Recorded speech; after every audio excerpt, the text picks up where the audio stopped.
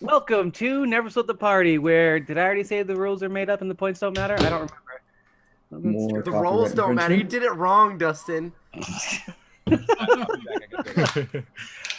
We are a live stream group bringing you Paizo's Starfinder, a relatively recent release for tabletop RPGs. It's like Pathfinder in space, but with, new modern rule set and all that fun stuff. Pathfinder. Yes. Oh, God. My name is Dustin. I also go by the Arbitrary Nerd, and I am your GM this evening, for as long as I can stand it. And I'm going to let the players introduce themselves. Hello, my name is Patrick, and I play Reich Oren. He's a Lashon envoy. He is a well-known actor and thespian, and a scaredy cat. I'm covered in brains. And now he's currently covered in viscera. I am Michael, and I am playing Zero, who is a android operative, and, well, he's the one who covered Ration Brains. I'm Chris. I play Milla Dotwood Abigail Priest, and currently Milla is suffering an existential crisis. He's also a Yosoki mechanic, but existential crisis. I'm Nick, and I play Brawl, who's a Yosoki soldier. He lifted up that big giant dragonkin last episode. Not sure what he's going to do this time around, though. Right, I forgot. I know. did give you guys the loot from that, although I can't find it anymore. Oh, that's right. You said an extra 100 experience on top of that. Yeah, because I guess that's one of our announcements. Let's let's get into the announcements first. Wait, no, Hey, no. Justin didn't what go. about me? Just I because Seeker wasn't here last right? episode. Oh, you decided to join us this week. Okay. Hi, my name's Justin. I play All right, Seeker, moving on. the android technomancer who was not there last week because I was dying. Not Seeker, me. I was dying. But Seeker But he got better. was but he doing got other better. stuff, yeah. We told him to stop How that, was so he life as a did. newt? First announcement. Steve says you're very soft tonight, Patrick, and that's not like you. Right, and that's what I was trying to address. Am I still coming across as low? I've turned up. Patrick, you're coarse, you're rough, and you get everywhere.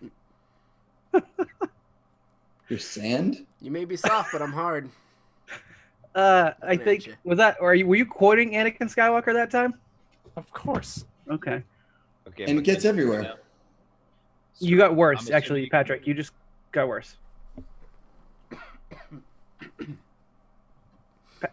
Patrick? Yeah. This gonna get cut. This gonna get cut. Can you not? We say everything is going to get cut, but it never does. You I cannot hear. cut me. it from the audio. I like those people. Right. Well, Patrick's gonna just be quiet for the game. That's fine. I'm trying to fix it. You cannot hear me at all. No, we can hear No, you. I can hear you. You're just You're quiet. very, very quiet. All right, let me. Why does this keep? Bring down happening? your mic, maybe? Turn down my. No, mic? bring down the actual mic. It is down. It's right in his face. Oh, I didn't see it. I had to make adjustments last time too. You got better there. What'd you do? I yelled, but I can't do that because I live with people who will get real mad at me. Yeah, your roommates. Yeah. Known 'em All right, you just keep testing that as we're going live because I'm not holding up everyone for this nonsense. I have some announcements to make, other than the fact that Pat's quiet. First, I want to address a small clerical error with the rules from last week's episode that Chris was wonderful enough to catch me up on. We had some creatures that they encountered, the techno undead things, and they have damage reduction. I was more thinking of standard Pathfinder damage reduction, and that was slightly wrong because energy weapons, such as the laser rifles that most of them were using, actually Tell us about the bypass. laser rifles. Yeah, shut up. I heard it. I looked at my mic like it was my mic's fault, but it wasn't. And yeah, so the lasers should be bypassing the damage reduction, so they should have likely killed at least one zombie before we split last time. Hence, I gave them the extra XP, which Chris just mentioned. Right, thank you again, Chris, and I will remember for the future how damage reduction works. That's cool. The equivalent to damage reduction for energy weapons would be energy resistance. Right. Other announcements, which I did not use that. We actually, if you are looking at the Twitch stream video thingamabob, up in the top right corner, don't worry about that, is we've got this little health bar and some HP next to it that's already been slowly going down. That is the Stream Boss. I do not know how many of you are familiar with Stream Boss. It is a feature that when you guys donate bits to the channel, it will deplete this health bar. You guys are going to help everyone as a collective group defeat the Stream Boss. When you do, this will be something that kind of is ongoing for us, but when you do, I will be throwing very specific encounters at the party. The first encounter, for any of our longer time viewers or people who have caught up, the first encounter will be with the bounty hunter, Krellis.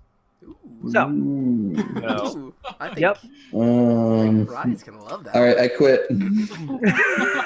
So, once you guys have defeated the Stream Boss via utilizing bits, via chat and all that fun stuff on Twitch, you guys will have triggered the encounter with Krellis. Perfect. Thank you. That's that announcement. Nick, did I miss anything about the finer workings of Stream Boss? Nope. So not really. You do damage to the boss as well via follows, subscriptions, and direct donations. However, bits are most likely going to be the primary source of damage. Word.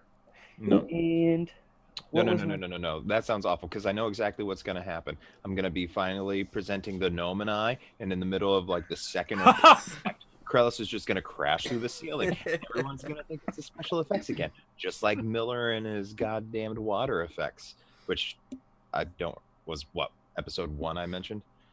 I think did I mention that before? Oh, I think that's just our backstories. can you hear me now though? yeah, you're Yeah. okay. Just don't tell him, guys. Hey, Nickette. So with my last announcement I'll let you guys open up if you guys have anything, or if I forgot something, please chime in. Tomorrow, it'll be a recording, so the time of when it happens doesn't really matter too much. But I'll be sitting down digitally with some of the folks from the Rogue Exposure podcast, which is another Starfinder actual play group. They're an audio podcast, and similar to Cosmic Crit, they're working through the adventure paths, which is a lot of fun if you guys don't want to hear random nonsense that, I make up, stuff like that. Definitely check out Rogue Exposure. I'll be sitting down with them for their Rogues Exposed kind of interview time, and we'll be chatting about, I think, primarily the differences between Starfinder and Pathfinder, and probably getting off topic and talking about other things. But And can we watch this as this goes on? Is this going to be a live interview? as far as I know, and I could be wrong, I'll definitely post here if I'm wrong, but I'm pretty sure that is just something that they record for audio and then publish. I do not believe they have any video connection, and I also don't know if this is the same episode that'll get published in the following week. I have their publication timeline. I just don't know how long their editing is. I guess if anyone is happy to pop over from Audioland, I'm a little behind on publishing episode 3. It'll be out this week. Holidays, procrastination, lazy, not good at my job, all of these things factored in.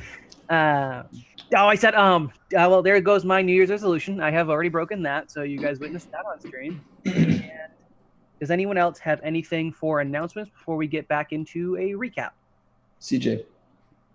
Oh, CJ, I mentioned this at the end of last stream, but CJ is another member we're adding to our administrative staff. He has already helped us test out some new overlays. We didn't quite have all the files in order to kind of test it this week, but we'll be probably cycling through some graphical changes and things that we're working on as we try to kind of better the stream. And I guess another announcement, it's not up yet, but it will be by next week. We're working on our Patreon, so that will be a thing. So keep an eye out for that if you guys like what we're doing, would like to support us, and I'll give you more deets on that.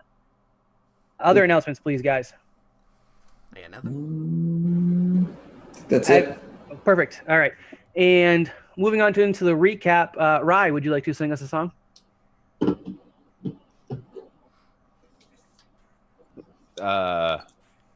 What? I was very impressed for a moment. I thought Pat had written something up. Right? I thought Yeah, no. I thought so too. I thought he had something planned. No. They tried to heal the dragon, hurrah, hurrah. They failed and then he died again, hurrah. All right. Yet somehow Seeker was still more useful than Brawl.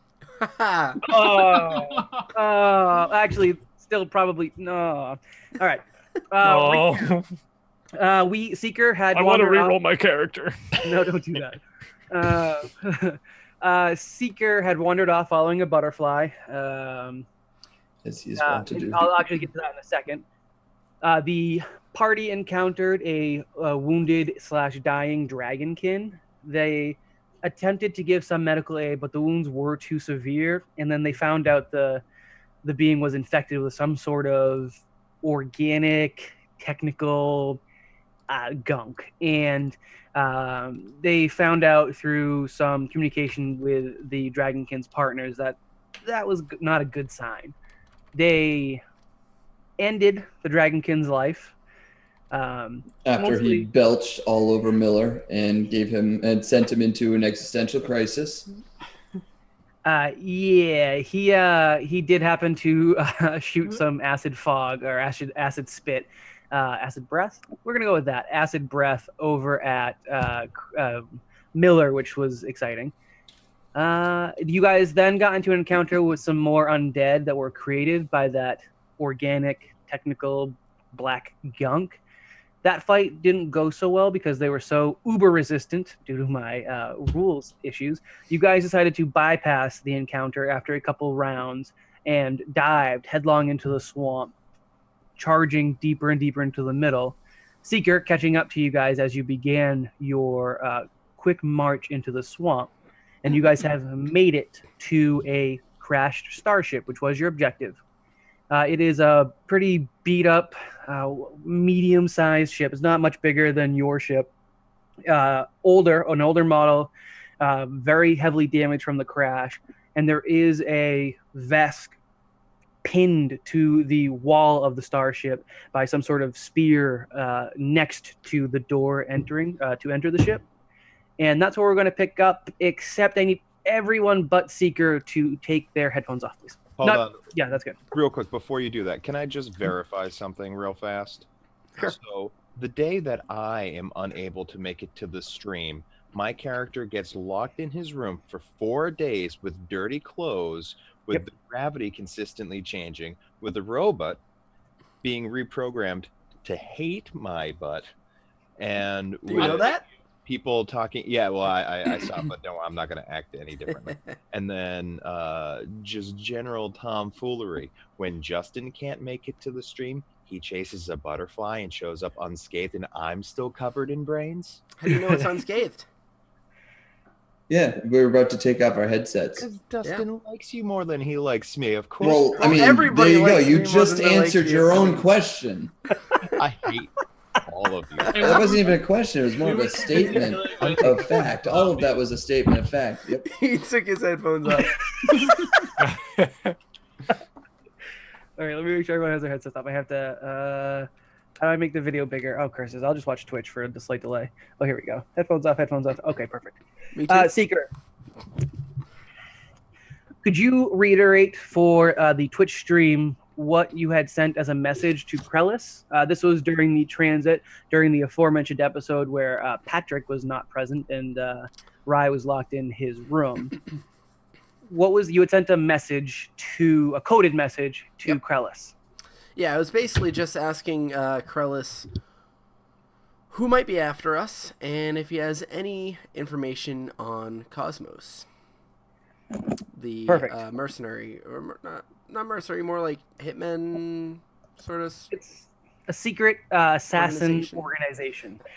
And for that, you did get a message back, which is actually why you left the group. You used the butterfly as a guise.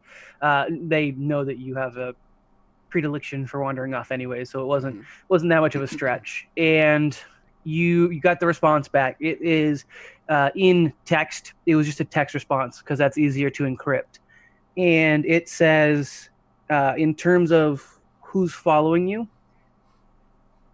all of the contracts that I can see have been routed through multiple different parties generally means bigger organization. My digging says Border Space Union. The ship you are on, interestingly enough, apparently there is a contract out through their subsidiaries from Blue Star Corporation. For Cosmos, All I have, as I do not work with that organization, is that they've sent their pets after you. And you should keep a low profile. Did he work with, or Krellis? Did Krellis work with? Would I have known that? Whether he was, or I don't know if it's a he or she. I can't remember. Yeah, the gender hasn't been disclosed. Yeah. Full body armor could be either gender, and actually, you don't even know the race. Yeah. Krellis is a prominent bounty hunter, not so much an assassin. Okay. It would have been a figure that Cosmos, as a guild, would have hired and utilized their services, especially with the esteem that that personage is held with. So definitely would have hired Krellis, and Krellis would have probably some more knowledge of the group than many other beings alive that aren't actually in the group. But no, Krellis is not officially affiliated with Cosmos, has not made any sort of, doesn't have any inside information or contacts. Okay. Basically a third party source for them. All right. You can type up a response if you'd like. And for this, because you're routing through basically straight up the drift and your ship, we would do another encryption roll. You don't have another source, so you'd want to keep it encrypted. But if you want to respond, you could. Or you could do that later. I know I haven't. Yeah, I'm going to do that. I'm going to do that later. Okay. When I Perfect. have more access to encryption, capabilities like in the ship. Okay. And could I have you give me a perception check? Yep. Let's say my perception is 11. The only thing you notice a little bit differently that people haven't picked up, you actually got closer to some of the larger buildings that look half sunken into the ground. You noticed while walking that as you get closer to the largest of the buildings, and any building that's larger than a couple stories, the ground around it actually gets even less solid. You begin to sink more, and you know that if you got closer to the taller buildings, you would probably be able to be submerged if it was actual full-on quicksand. Something about the nature of being near the buildings destabilizes the already marshy, mushy, looks like asphalt, looks like city blocks and all that stuff. For whatever reason, it gets mushier and, again, more spongy as you get closer to the buildings. We'll let the guys come on back, and you are on your way back. You're running through the swamp with them, and you arrive at the ship.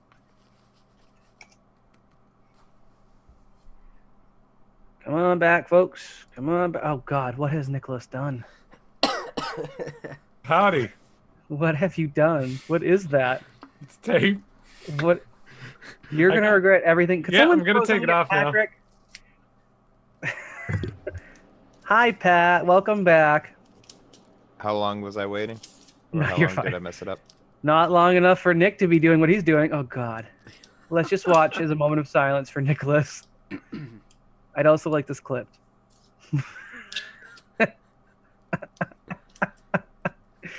Every day, thousands of Nicks get caught up in tape. I just want to remind everyone that Nicholas is an adult. Stop littering. Are we I sure? don't think so. I think he's more of a man-child. All right, I'm back. I agree with Steve. I agree with Angel. All right. I think both apply. Please stop crinkling tape now. You're just Yeah, going no. to live with it wherever it is. You guys are now all in front of the crashed starship with the impaled vest next to a closed doorway. The fog that has been permeating the swamp and mechanically lessening your armor class is still all throughout the area. What do you guys do? So Seeker's back. Hi, everybody. Seeker is back. Hey, Shima. I got a question for you. Am I a bad person? Am I a bad person? There it is again. Seeker looks at Miller and kind of looks him over. You're a pretty good Yosoki, though.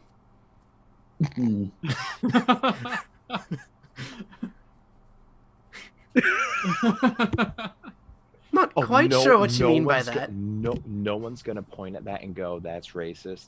I make robot jokes, but that flies. Ryan doesn't have to let that fly. Ryan's a little everyone disturbed knows. right now to point out other people's manners.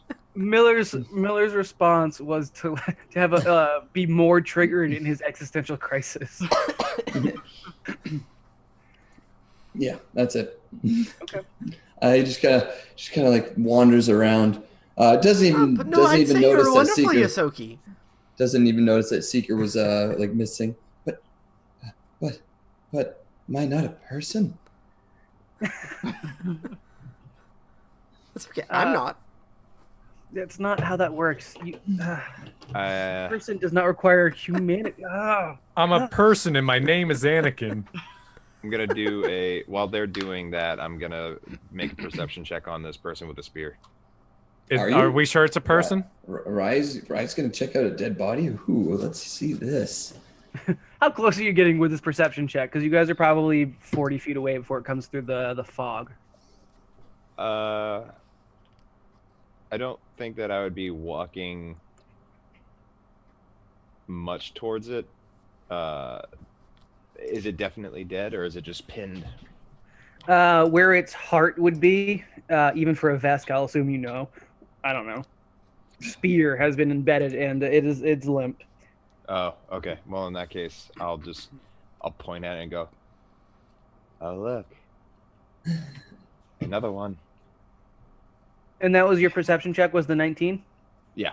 Do I know that it's a Vesk? Yeah, Alright. you can see pretty clearly. Vesk are very common throughout Pact Worlds and the Vast. You definitely would have encountered them. All right. You shot one. I don't think this one will throw up on me. That was a dragonkin. Yeah, I don't think this one will throw up on me. Let's You got I'm gonna thrown go- up on? Actually, Yeah, you were there. No, you weren't there. I wasn't. Oh. Well, I'm gonna go check it out. As he does that, I'm gonna mention, and I'll actually do it as well. Let's look and see if it's infected with whatever that technical. Oh yeah. I'm intentionally leaving that out just because his brain's been a little bit rattled. So, what happened, guys? What'd I miss? Well, we tried to save a dragonkin thing. It didn't.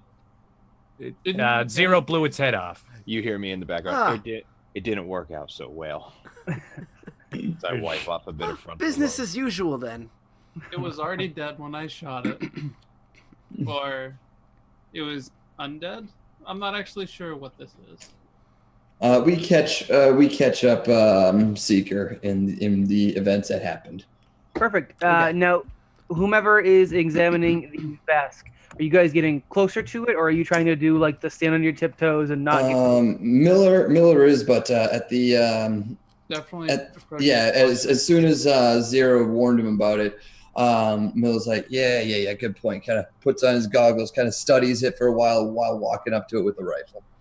I'm going to detect magic. You do that. I'm going to give you guys one note. You guys did run here through the swamp because you did have a handful of undead creatures kind of in your wake.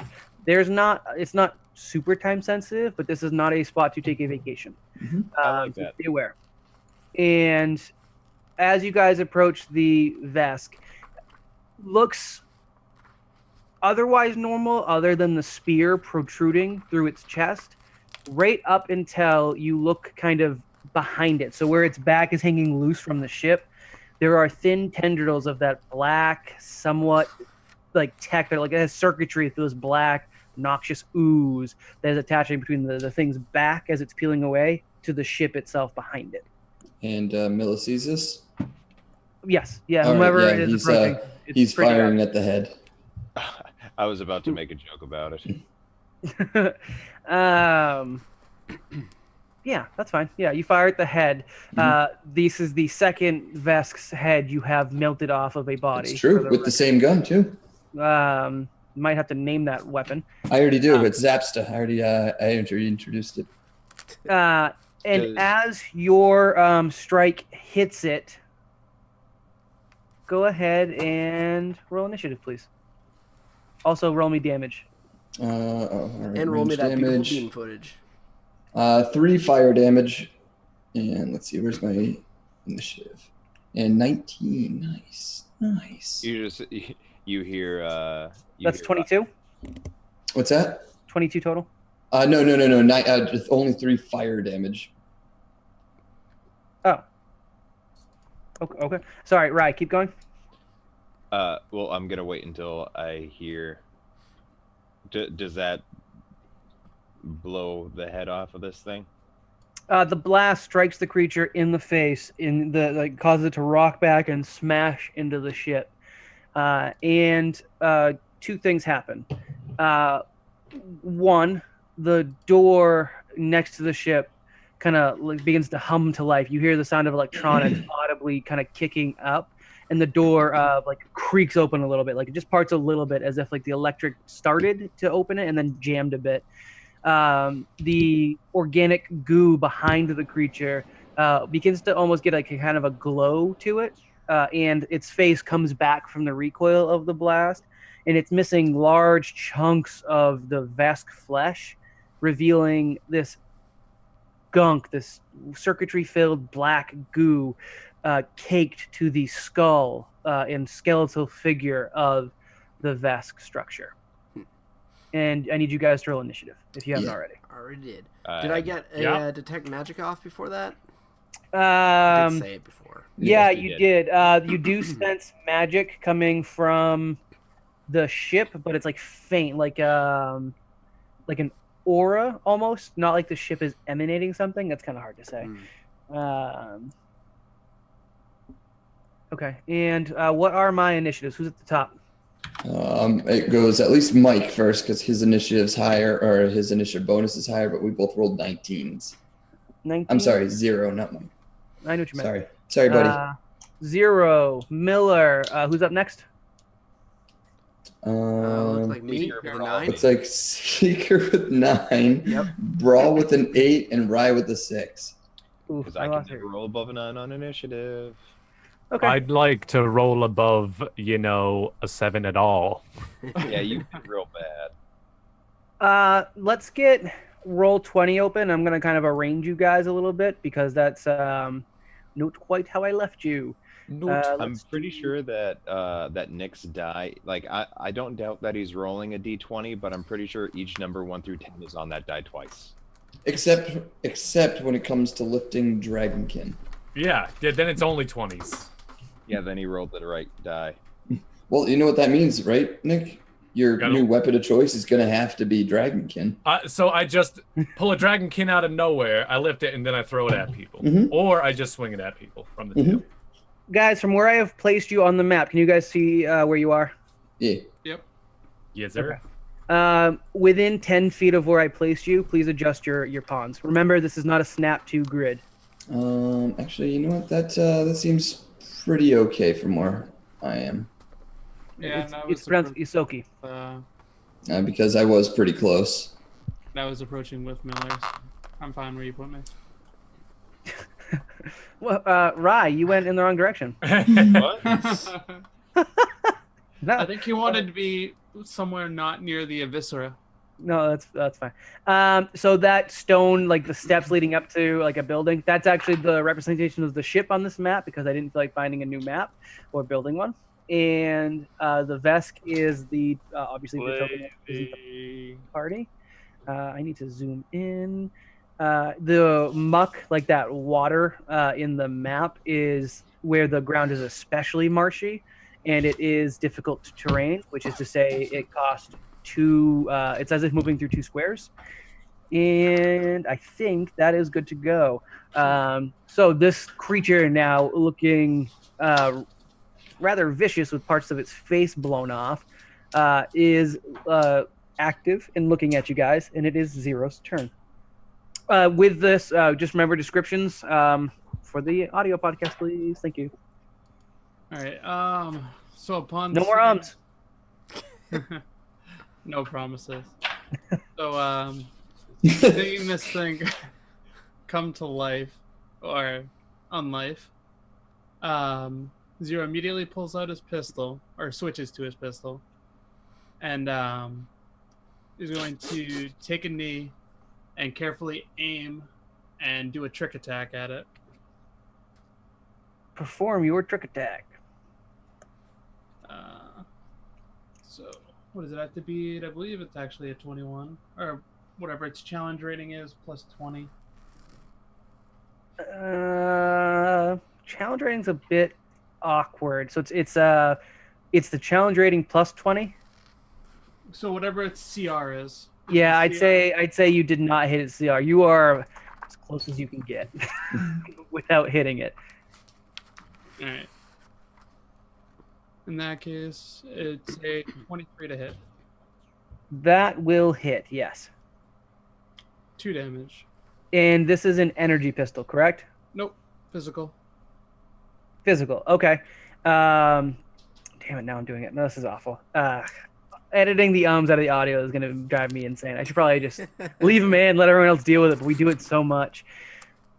So, Chris, could you remind me, with damage reduction, did we say minimum damage was 1? No. With damage reduction, you can do 0 damage.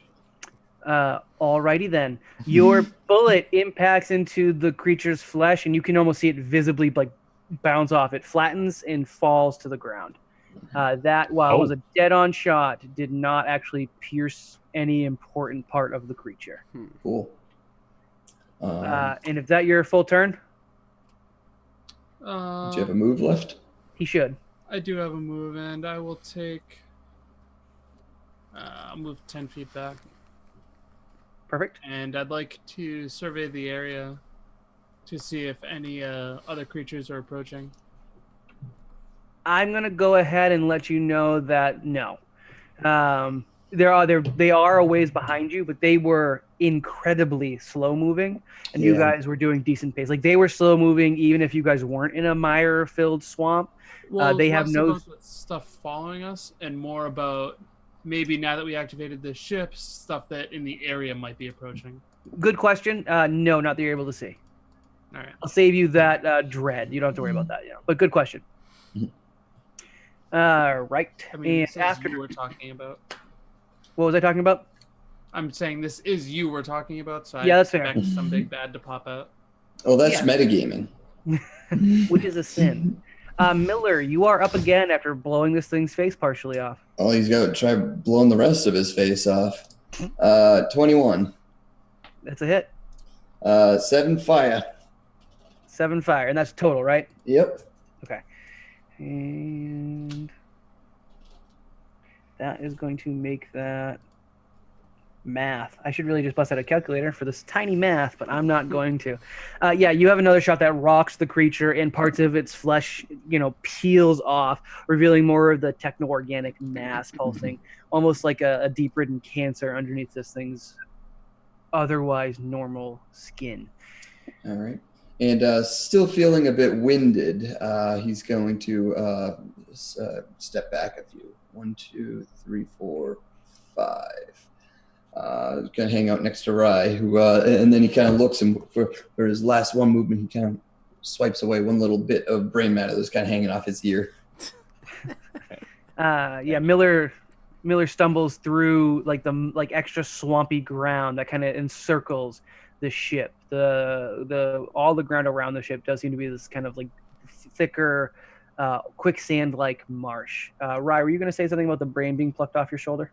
No, I just thanked him. Ear is like right off the earlobe. Just kind of. Sure. I thanked him. Just kind of. Everybody loves Mary, so I got you. And then we will get into this creature's turn, the Vesk thing. Let's see, does it have anything special that I can use, or am I just charging at you? I thought he was propped against the spaceship. He sure is. He is going to make a strength check as it attempts to pull itself from the wall of the ship. Was it technically considered flat-footed? Yes. Would Yeah, that have it never changed went. anything? I mean, you Yeah, could have. I mean, was he helpless?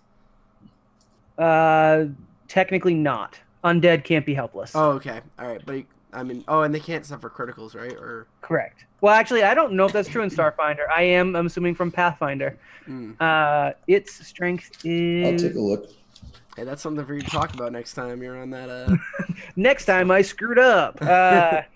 All right, yeah, it actually is able to pull itself from the ship, and what that looks like is I should probably roll some damage for that. It actually just lurches off pulling itself through the spear, so that the spear is left behind, embedded in the wall of the ship. Parts of its inner torso cave outward with it. Ooh, it takes actually a decent amount of damage from that, and that's going to be, yeah, okay, and it lurches off of the ship, and it takes 5, 10. Kind of, it steps on like these, like a half broken bridge, stumbling closer to whom I believe is Brawl. That's and me. It attempts to get in a brawl with Brawl. It swings its putrid claws at you. It is not going to go for a grapple because I didn't look up the rules for grapple, but I'd appreciate it if someone did. Oh, we did look at that actually last time, didn't we? It was I had to make an attack against your something or other. Yes. Yeah, it was my AC versus combat maneuvers, which is KAC plus 8. KAC plus 8. So because he was flat-footed, he gets -2 to his AC until he goes. That's just it. So it's the same as Pathfinder. Okay, that's fine. You hit him by a lot, anyways. Yeah. His AC is rather garbage. Starfinder does have an unliving creature type. Actually, that would have made Zero's trick attack work then, maybe. Oh, I am so sorry. What is your trick No. attack bonus? Is extra damage? It would be an extra die of damage, but whether or not that hits isn't based on like an AC. It's challenge rating. You're right. Oh, you're right. You're right. Yep. That Yep. didn't Said matter. that. You said that. Thank you. Sorry. This is going to try. What is the check for the grapple? Is it just an attack or is it athletics or something? It's a regular attack. Okay. It's going to actually attempt to encompass you in its arms. And as you see, like, reaching out for this large Vesk hug, you see, like, these tendrils of black, scoopy circuitry starting to kind of protrude out of its skin as it's trying to encompass you. And it Compass. it rolls. I don't know what its BAB is, so I'm only working off of, I guess, the number I have. Oh, I guess it's the same thing as a slam. It's going to be a let's see, 26. That makes it by 1. Nice. So this thing actually gets you in a grappled bear hug. You may need to quickly review the grappled condition. Your turns in 2 turns, and you can feel this like techno-organic disgustingness starting to writhe against your skin. And it is Seeker's turn. Okay, so is there any problems firing into melee like that? If he's grappling? With the grapple, I'd say he's got soft cover, I believe. Not soft cover. You sent me a handy dandy cheat sheet I should I review. did. There was it's the least amount of cover, which is +2. I don't remember the actual technical. Let's see. Oh, circumstance 10 plus the grappler's KAC. Oh, that's to get out, escaping it. Okay. Let me see. I'm going for the cover. Where is the cover? I have lost cover. It's partial cover. Yeah, he'll get partial cover, and it's a +2 to his AC. Okay. Out of curiosity, now that he's kind of made his way off of the ship, are there tendrils from his back leading to the ship? Yes. All right. I'm going to pull up my pistol, and I'm going to say, "Hey, stop hugging him. He's my friend." And I shoot him with my pistol. Which is, let's see. What kind of pistol, Justin? It's a azimuth. Laser It's pistol. Fire. Laser, Laser. okay, so fire, okay. Yep. +3. Up. There we go. 16. Hit. Nice. So 1d4. Oops. Oh, I have a range. There we go. So 3. Never mind my other rolls there. Sure, no problem. You peel off some more layers of skin around its arm where it is trying to crush Brawl into itself. And did you have to move at all? Nope. But I did pull out my weapon, which I believe is that a minor or is I don't know. Move. Is that a move action? Yeah. Yeah. So I pulled out my laser. So I Then did not brawl. You are currently grappled. I guess technically you're supposed to be on this creature's space. So if it matters, you're on its space. Okay, I'm still reading up on the grapple condition.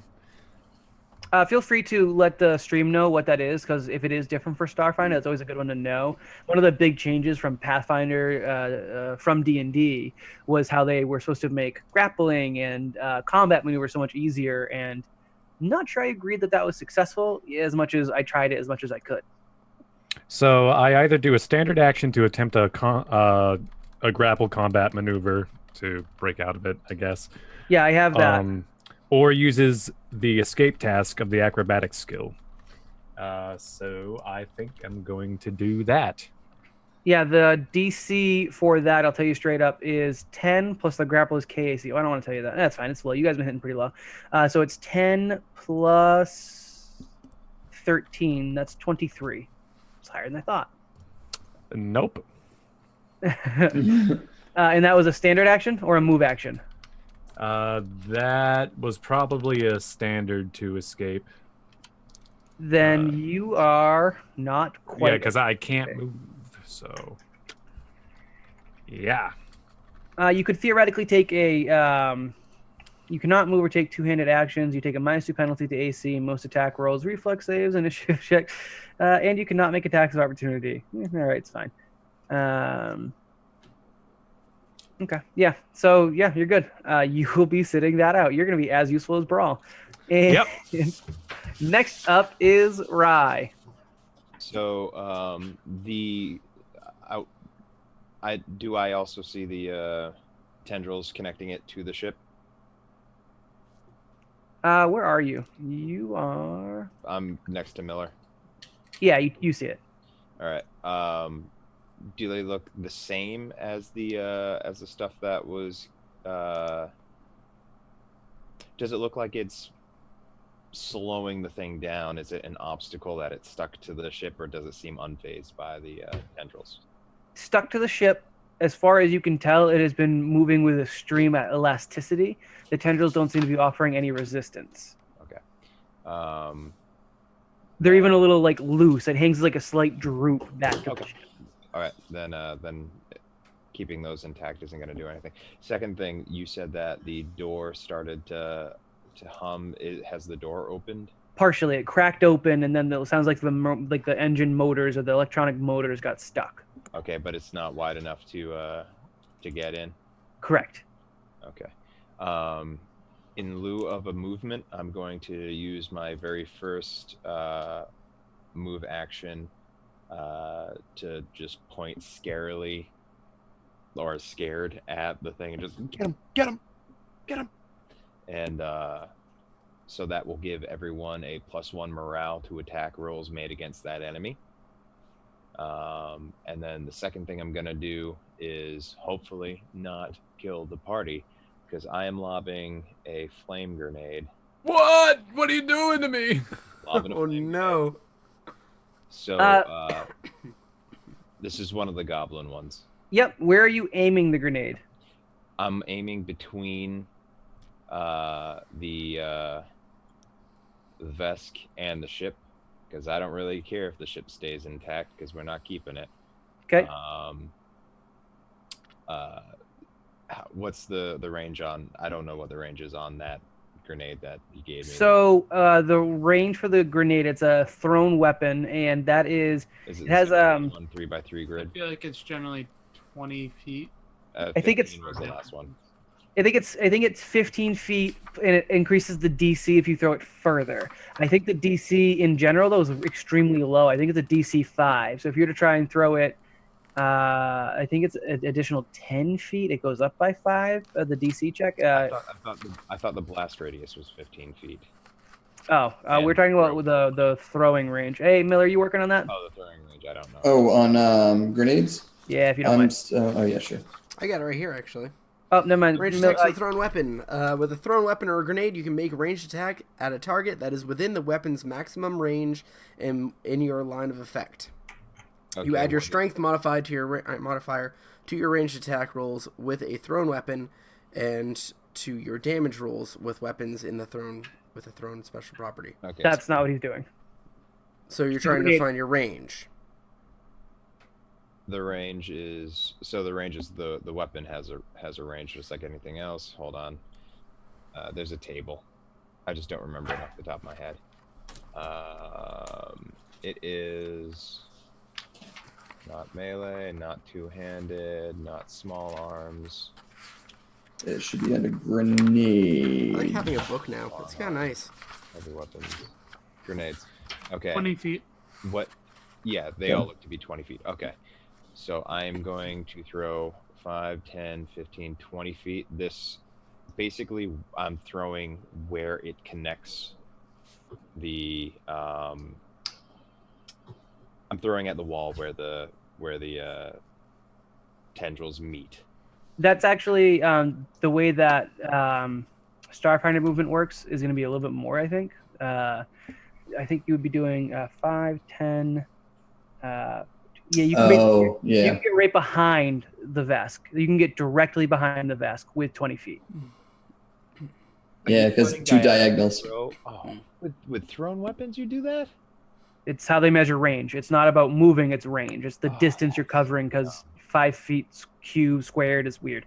So you can throw behind the Vesk, and it has an explosive radius of, you said 15 feet? Well, if I can throw it 20 feet, then that's 5, 10, 15, 20, 1 over. I can throw to this one. Could you Look pin where that I again for me? Yeah, See you this can one? get that. I can get that one. 5, 10. Yep, he can. I don't know which square had him.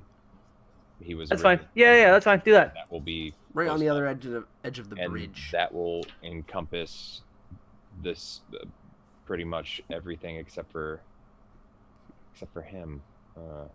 No, it hits him. Oh, does it? Right, you said the range is 15 feet. Yeah. Yeah, it hits him. He's on the periphery of 15 feet. Okay, Also hits then I Brawl, will do but you that. know. No, I don't think. Hey. It's Brawl. Brawl is Yeah. on the same. Yeah, Brawl is he's Yeah, on they the share the same square. square. They're Throw, grappled. just throw the grenade, please, for the love of God. So I think for me that's just a flat D20. Right, and I think we said the DC was 5. Is that right? What is your strength modifier? He's I got get none. the 0 strength modifier. And what is your base attack bonus? Oh no! Ooh. What did you just do? He rolled a nat 1. Are you kidding me? Where is that I'm getting IJ? that one. Why do you keep throwing grenades? Right? I'm trying to make it. Riot the grenade guy.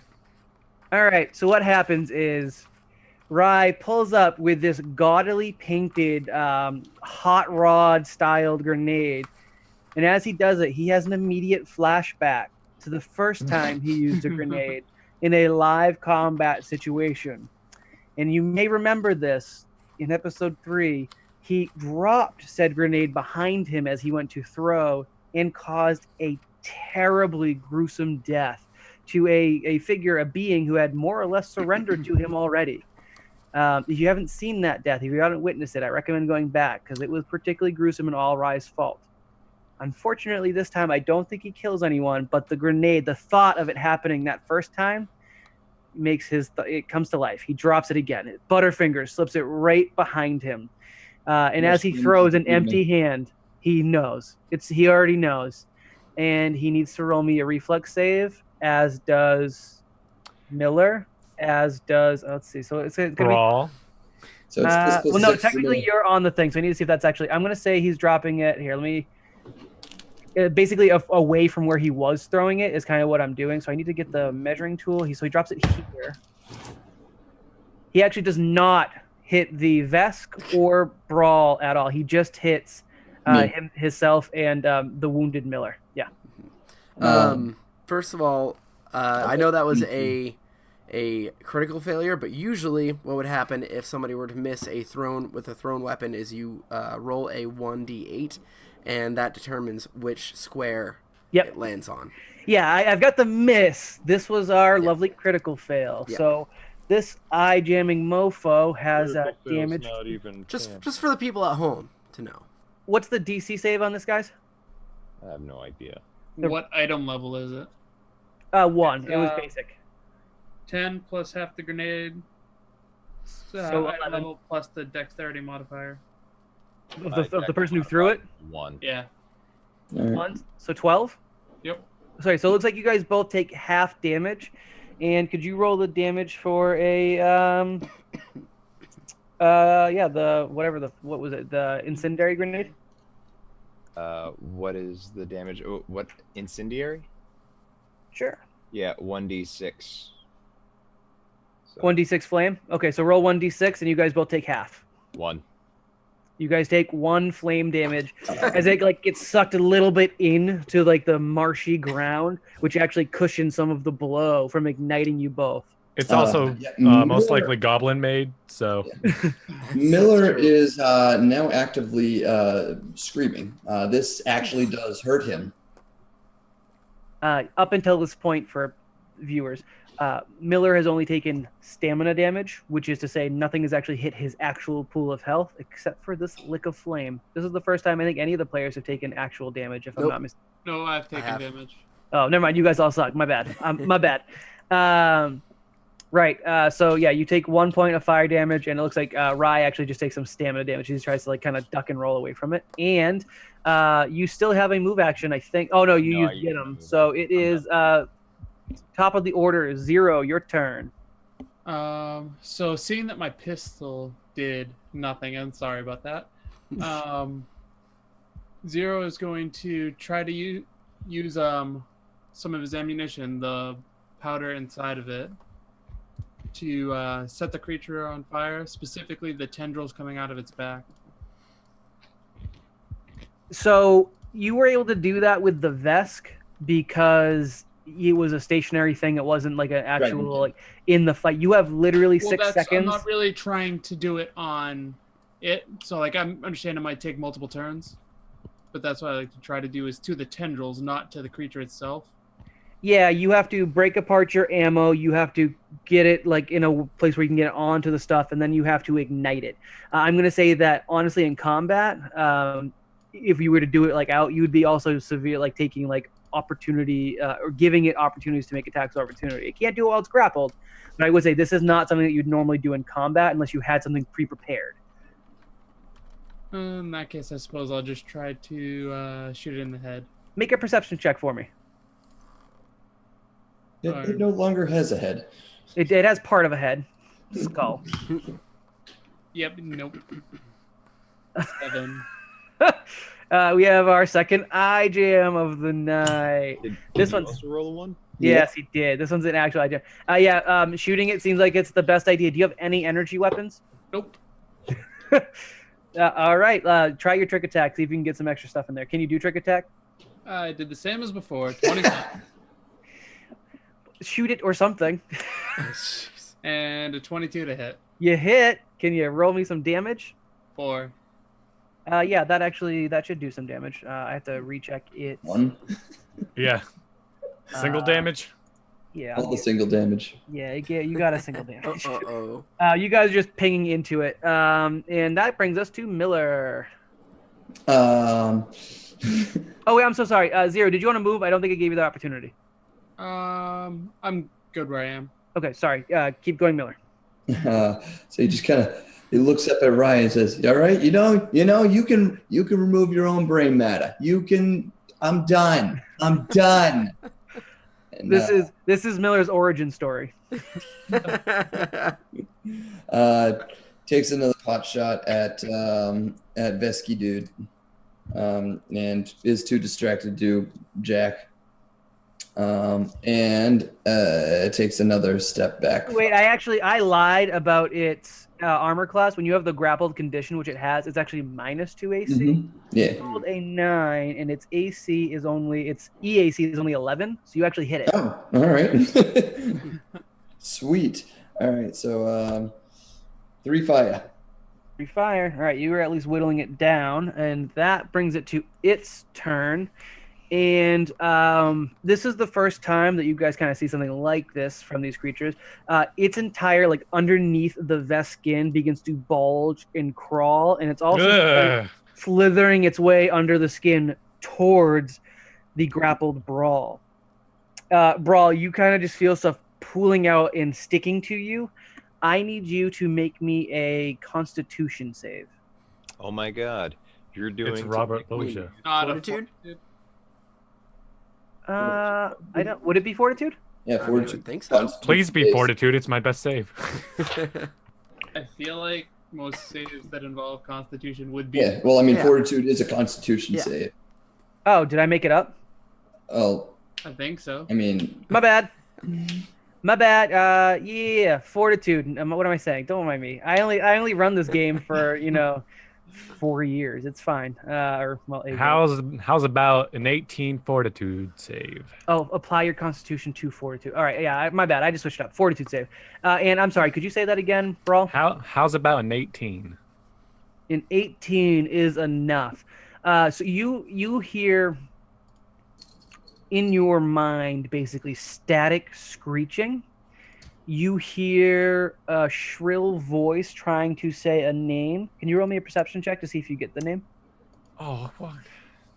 Yeah. It's just for fluff, but I'm not giving it to you if you don't roll well enough. Also, I want another eyes scan. Oh, Yeah. I was a little kidding. Your eye begins to twitch as it threatens to explode on its own as you eye jam again. You awful, imperceptive bastard.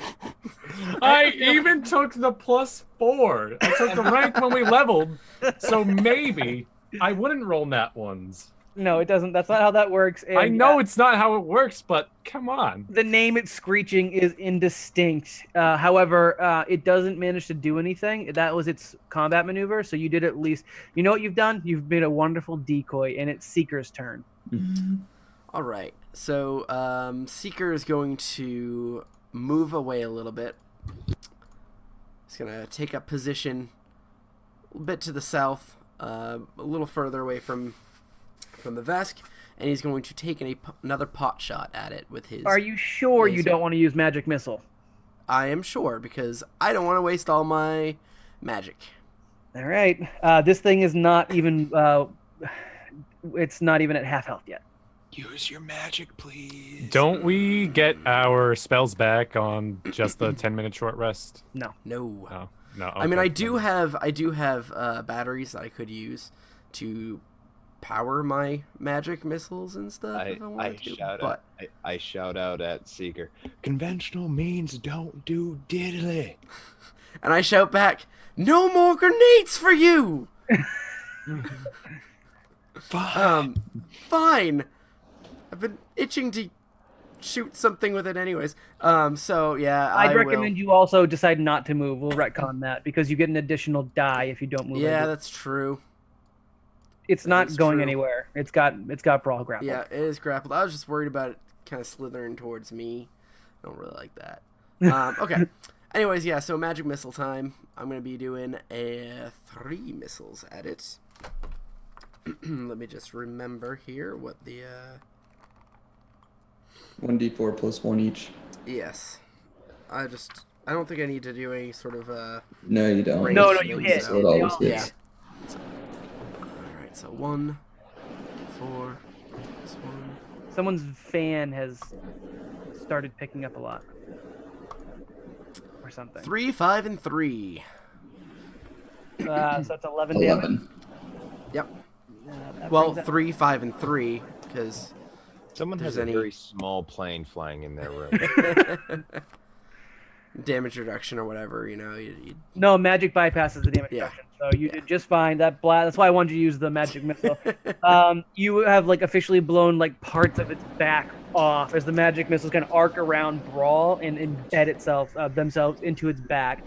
Your I believe multi-chromatic, artistic-looking magic missiles peel just chunks off of this thing, including some of that black techno goop off of it.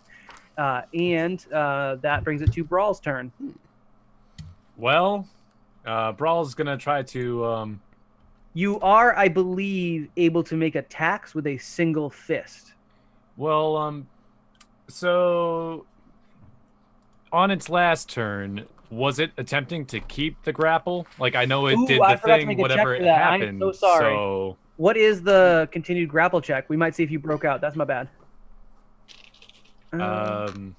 I believe it's just I don't know. Ask the GM.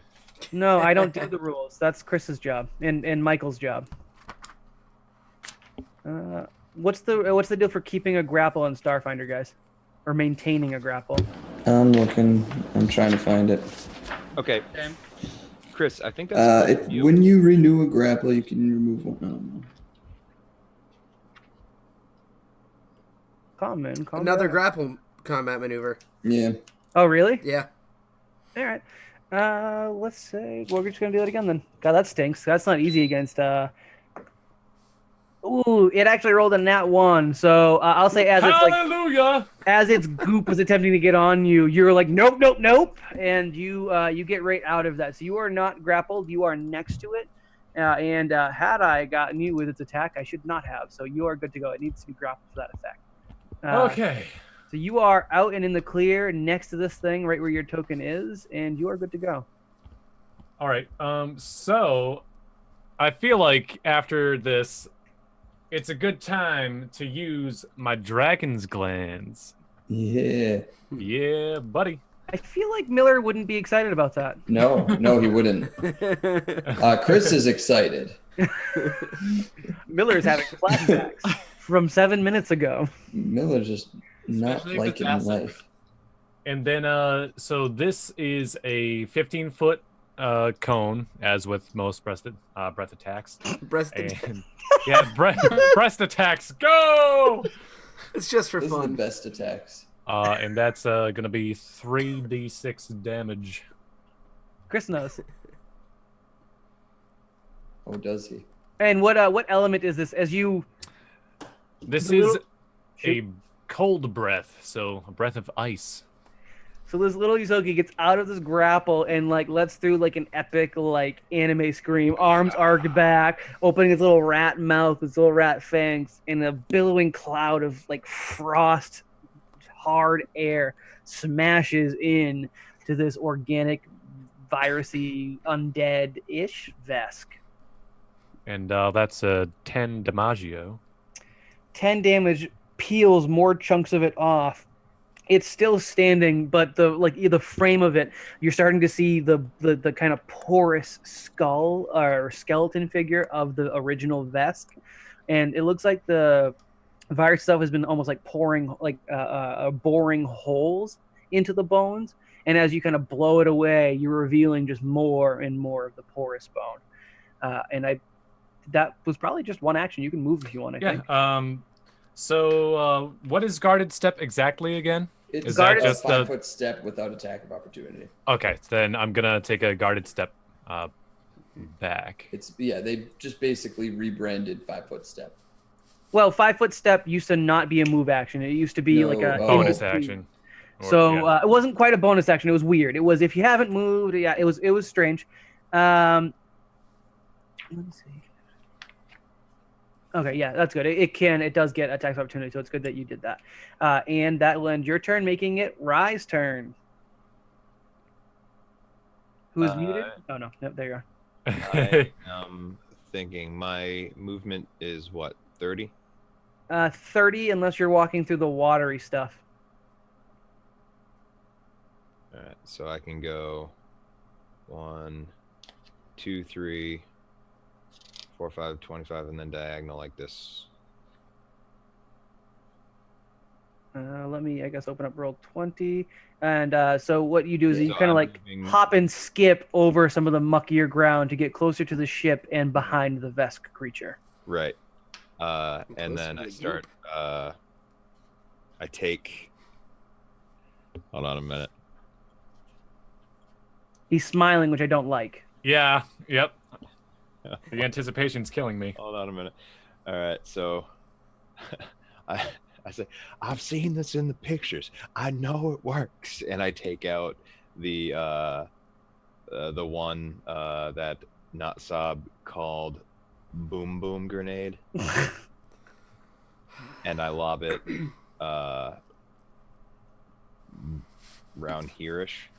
Okay. Seeker yells out very angrily. His circuits have all turned red. I told you, no more grenades! I got nothing else to do. And I let fly my little. Please roll another one. Yeah, let's see this roll. I'm on pins and needles.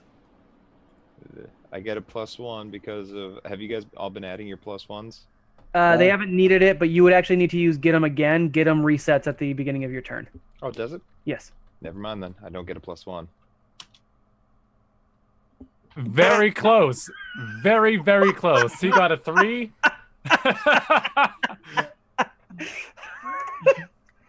All right. I'm happy we all have our rolls that we fail. Okay, now here's the thing about this.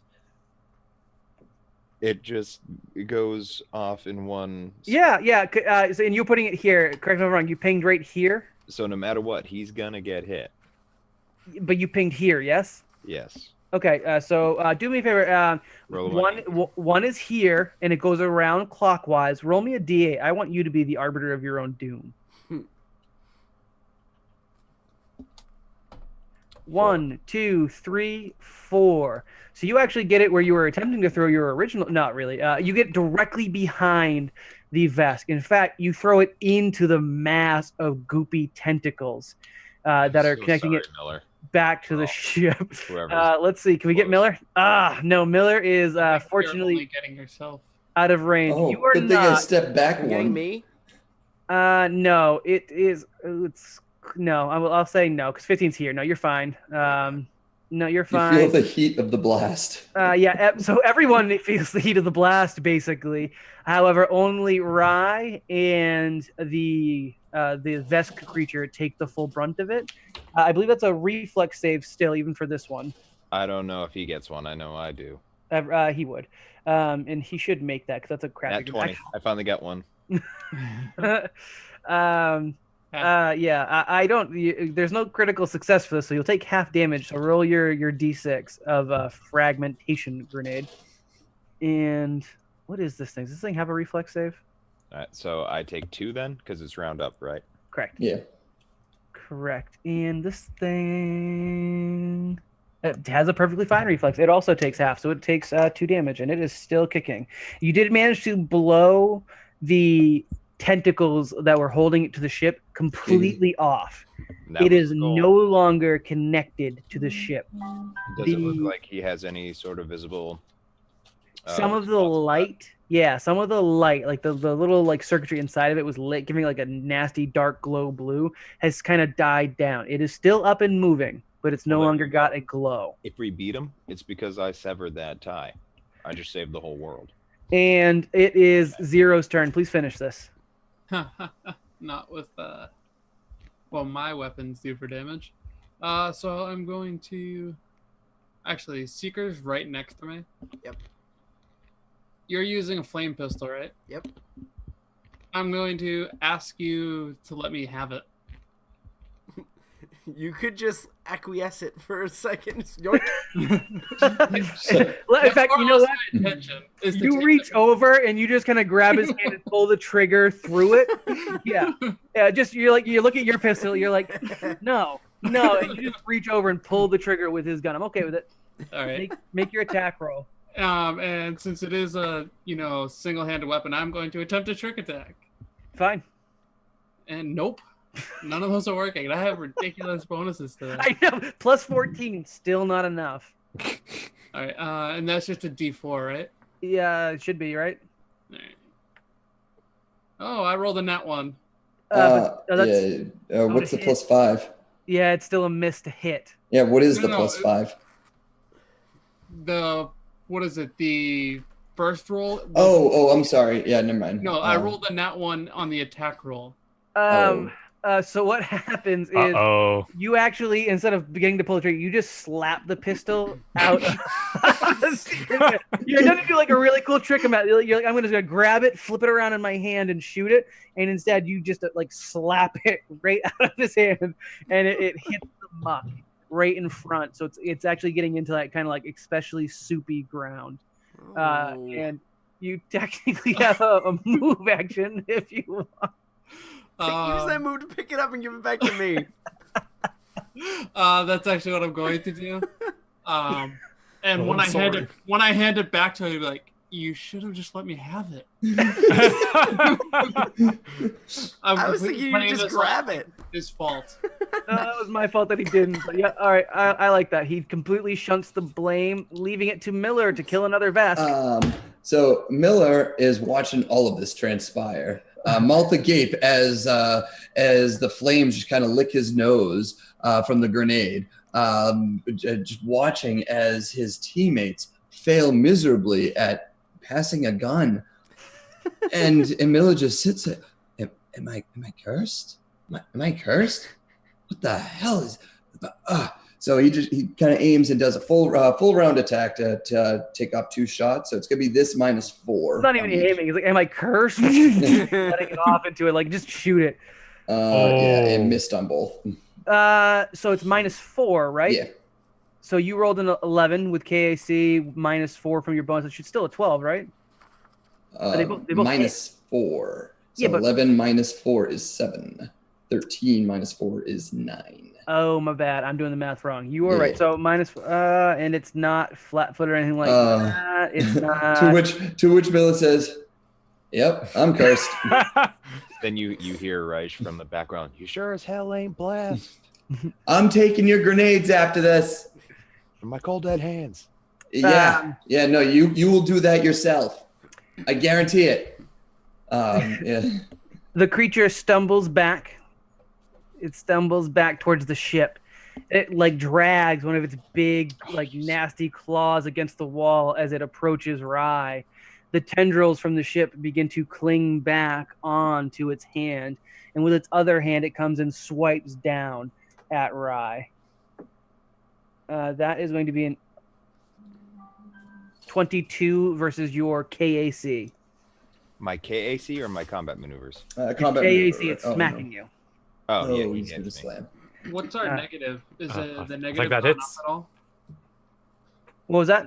Oh, for your armor class, that's right. You also have a -2 to your AC. This is the first time I tried to hit anyone's AC.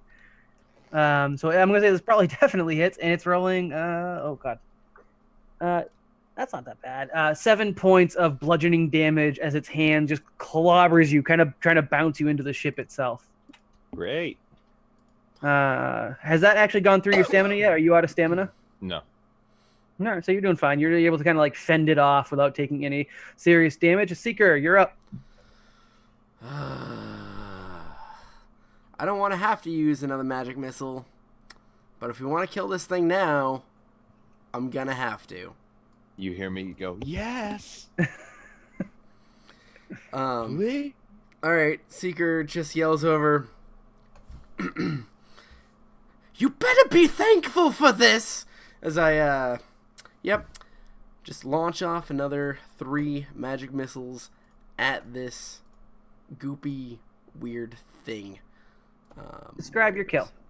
Thank you. That's it? I just kill it? It had 4 HP left. Oh, man, I could have used my pistol. Well, your pistol would have had a max damage, I think. So you definitely killed it. So okay. describe your kill. Yeah, so with a flourish, I use both hands to kind of just poof out some poof. I'm really bad at this. Yeah, just send 3 magic missiles careening towards it, exploding in glorious Technicolor explosions. The good thing I took your pistol from you. You needed both hands. Yeah. Yeah, and the detonations like hit 1, kind of starting to blow it apart. 2, like impacts it, and 3 splits the creature in half. Gore and viscera in color splattering onto Rye. Ooh, that's a good look for you. The thing fades and expires. I need Brawl to make a perception check. Oh, all right. There we go. 1. Slot babies. 1. A 12. Now I need you to make a life science check as you see this. I am not trained in life science. Then intelligence. Okay. Intelligence. You've got like this lump of something on you. It doesn't look like the black goop. 17. I think you'd probably know what this is actually. So what you have on you, and let me pull up my information on that. It's like it looks like almost like a multicolored, like flattened out slug almost, with maybe like a couple of like thin eye stalks on it as well, and it's kind of trying to like hug your skin. And I think you'd probably know what it's called. It's called a symbiend. It is a creature that is symbiotic by nature and commonly grafted intentionally onto creatures. It's something that people will sometimes use as like an organic modification. So, like Miller's worm.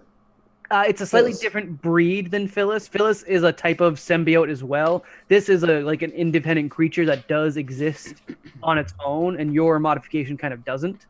I gotcha. What is it called? A symbiend. And let me see. Your life science was pretty high. Let me see if I have the actual text of what type of symbiend it is, because it was particular. It's called, and you'll know this probably from like your time in like fighting rings, Demoritosh's arm template graft. It's an arthropod that burrows its many tiny legs into a host's flesh to sip on various hormones, especially epinephrine. These extremely aggressive symbians bond almost exclusively to predators and are popular among pirates and warlords, as the constant trickle of adrenaline they create results in a vicious, fearless soldier. Bloodshot eyes, bulging veins, and a tendency to froth at the mouth make it easy to identify hosts of Demeritosh's arms. And it gives you basically this thing is looking up at you questionably as it attempts to create a bond with you.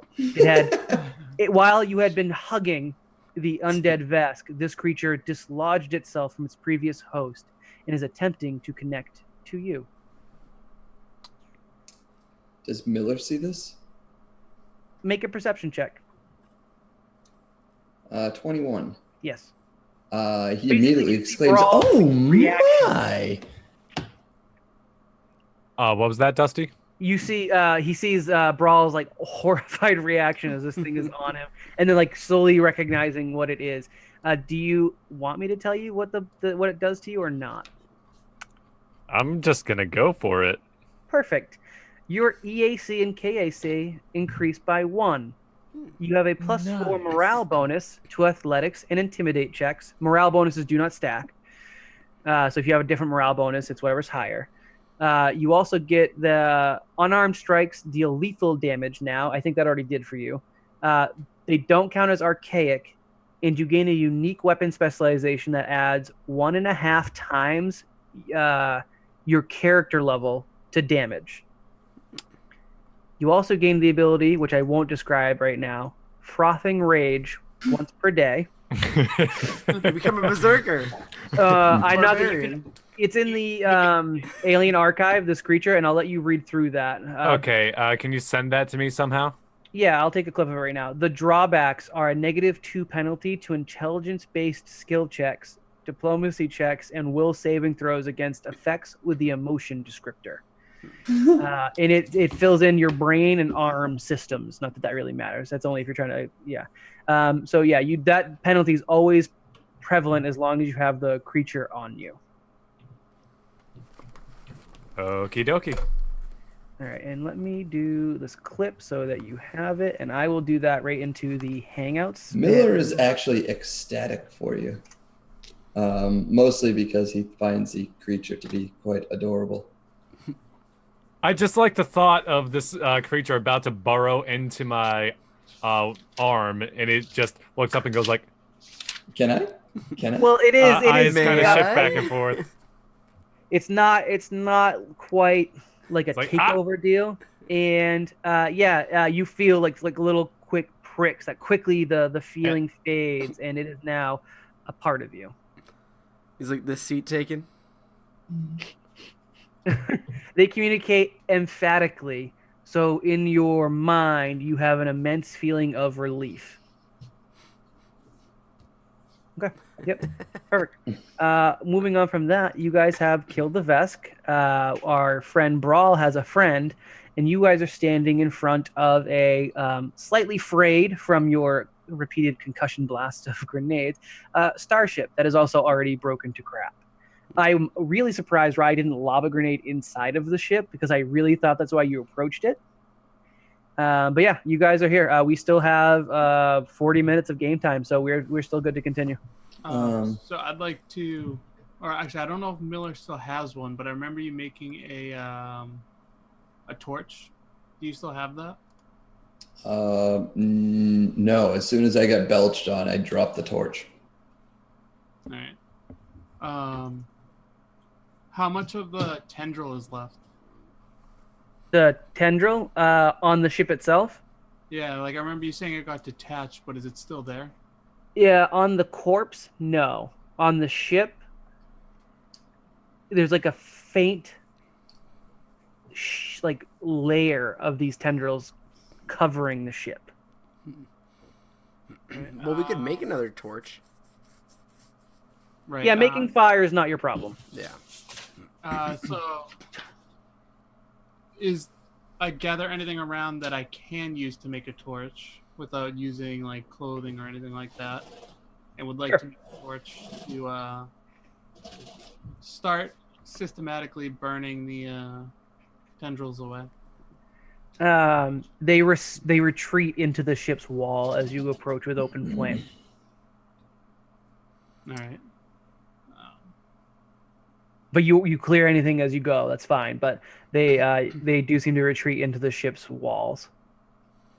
Seeker walks over to Rye, and just kind of puts his hands up in kind of like a taking a picture sort of way, and kind of looks at his head and it's like, not bad. That's what you get for playing with grenades. I thought I was doing something. What are you guys doing with the ship that you're at? If you want to bounce us back to non-roll point of view, that'd be fine. Well, Miller's just kind of licking his wounds, licking a burn on his arm. Okay, so we've burnt down some of the tendrils. Zero just burnt down tendrils. Is there anything else that is sticking out to us on this ship? Do you want us to give perception rolls or anything? Or No. However, who identifies ship types? Like what's the model? Okay. Zero. Give me whatever that check is. Right. So I imagine. Isn't that engineering? It might be. I don't remember. I can give an engineering check too if you'd like. Me That's too. fine. I could also. Assist. So I got a 24, and the DC is -5 for me. Oh, cool. Yeah. So you recognize the ship pretty decently. It's a standard model from the Pact worlds. It's a medium transport. It is the only thing you notice about it is it's an older model that hasn't been used in at least a decade. So it's either someone's running or was running something very, very old, or this ship has been kind of like out of commission and like still around for a while. Yeah, it's at least a model. It's a decade old. All right. So I'll relay that, this is clearly an old ship, and it's most likely what we're looking for. And ask everybody if we're ready to go inside. Oh, I mean, I don't think we have the time to take a 10-minute rest, do we? I think we should. I'm going to say that if you do, you'll be allowing the swamp creatures to close the distance. I don't say anything. I just kind of nod and walk towards the door. As we do go throughout the ship or attempt to get in, I want to constantly be trying to burn away tendrils as we go. Sure. Brawl, could you make a strength check on the door? I sure can. It's going to be a 20. Oh. It was 16. The door gives you a little resistance, but you are able to push it. Being that you're a little short, you actually have to put your back into the wall and your legs against the door to actually get it fully open. But you are able to kind of like push the door open, and sunlight, or actually there is no sunlight on this planet, and you're in fog. Half of your dark visions and some of Zero's torch kind of cast some light or some visuals to the interior of the ship, and it is pretty destroyed on the inside. There are no visible growths of tentacles. Anything electronic inside the ship itself is completely and utterly dead, 100% drained of any energy. So there go junk or useless. And in terms of scrap, probably nothing you would think is terribly safe considering the nature. Oh, was there anything on the Vesk? It was the arm graft, Oh. and anything else. How about the spear? Archaic. It's it's an archaic weapon. You wouldn't really want it. Okay. You can take it. It's fine. I have to look up spear stats, but I think there are spear staffs in here. I mean, it's a planet with like little technology. I don't think you're gonna want it. No, I was thinking more it might have come from, the Vesk or one. No, of the that glaive that you guys picked up, the dragon glaive, actually has some pretty cool stats, and it's a level 4 weapon that you guys picked up. But When was this? Oh, it was part under. of the loot. We don't know what it is yet. yeah. Well, you guys can. I'll send you a picture of it later. It's fine. Just remind me to clip a picture of it. And inside of the ship, you don't find much as you go in. Most of the rooms shattered, crushed beyond repair. You're able to, without too much difficulty, navigate to the cockpit, however, by kind of like moving things out of the way. You guys are careful not to touch anything that looks like it might be infected. You don't see any evidence of it, of the black tendril goop, and you guys make your way to the cockpit. Inside the cockpit, it's partially intact. Like the viewport has been shattered inward. Like fog has pooled and kind of melted the edges of everything a little bit. The center console, like the navigation console, it's still intact enough that you could probably get it going if you gave it some power. Not much else in the ship is viable unless you guys wanted to look at something specific. But the kind of navigation center console where the pilot would be looks like it's at least intact enough that you could probably jury rig it. Oh, I think we should try checking it out. Yeah. Let's do it. What do you need? Is that would that be engineering or computers? This is a straight up engineering, and you need to fix some sort of power source. All right. Give me 1 second. No, I don't think I have that just yet. Does anybody have any big batteries? I got a couple do not. regular batteries. Afraid not. I can help you hook it up if you have any though. All right. So I take it I'm getting my hands dirty. Probably, I and will assist. All right. That's what I was I am gonna also assisting. however many battery charges you guys are going to attach to it is going to determine basically the amount of time you get to monkey around in the computer system. say. I can spare 1 battery. I have all 0 batteries to spare. Dusty, just for my record keeping, is it going to destroy the battery or is it going to deplete it? No, it won't destroy the battery. It's But just a it'll matter of, deplete yeah, it'll deplete it. All right, because I have everything tracked here. I need mine. I do not. I only have and 2 and I need them. hinder. All right, so you guys are using like a very small battery to try and generate a small burst of energy in this machine. I'll let it go. You'll have just very limited time to ascertain info. Okay. So you need an engineering check from you guys. Yep. And So I got an 11. It's a total of a 21. 21, yeah, you are able to being aware of, again, the techno weirdness that's going on and seems to be somewhat attracted to technology. You basically pull out the wires that would control the power. You get as much leeway away from any of like the walls of the ship. You manage to incorporate it into your battery, which you trigger, and it causes like really quick boot up cycle. What information would you be looking for in the navigation system? It's not password protected. I don't necessarily need a computer's check. Okay. I just know what you guys are looking for. Well, I want to see if I can find any information about a book, maybe a package, maybe anything that was being Inventory log. transported. Yes, the inventory log. So as you're kind of typing through all of these words, nothing pings. No book, no inventory log. But then transport triggers like a search really quickly, and the information pops up, and you get the details of the ship. The ship is registered as PSB-1, and navigation has its last destination as a space station called Pyramid Station Beta. This is a transport class ship for the station, and its last actual navigation to the station happened about 10 years ago, give or take a couple of years. Say data is a little corrupted, but about 10 years ago was the last time it made an official trip to the station. And as you get that information, the power dies and your battery is drained.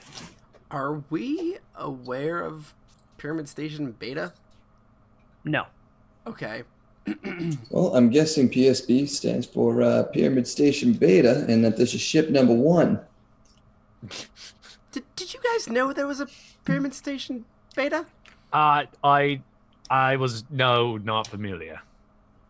Well, I mean, if they had Alpha, they might have had Beta and maybe Charlie and no, Chris. Pyramid Station Chris. Yes. You guys, as you're going through the ship, Canonical. didn't find anything. This had almost nothing in it, and it looked like it had almost been stripped of things. Like there was nothing at all relating to habitation, living organisms, or something utilizing the ship in any way. Is Are there this any the vents? wrong ship? How recent was this supposed, or the ship that we are supposed to be searching? How recent was that supposed to have crashed down? He gave you a vague timeline as to how long it was missing. He mentioned that it did have a recent signal, like that had flared up after many times of, a long time span of no contact. They had gotten like an emergency signal as the ship was noted as crashing onto the planet. So there was a bit of a gap in terms of what he was telling you about. The crash happened a little more than a week ago, I believe. Okay. Does the land around this ship reflect that? Is it kind of recent, or has there been overgrowth? Hard to say. No overgrowth, but the swampy nature of this weird cityscape makes it a little hard to say, but it's not out of the picture. It doesn't look like the ship itself has sunken particularly far, other than the fact that it hit the ground hard. And with some investigation, you could probably say that it matches. It matches enough. All right. Well, So is this the wrong ship? I don't think so.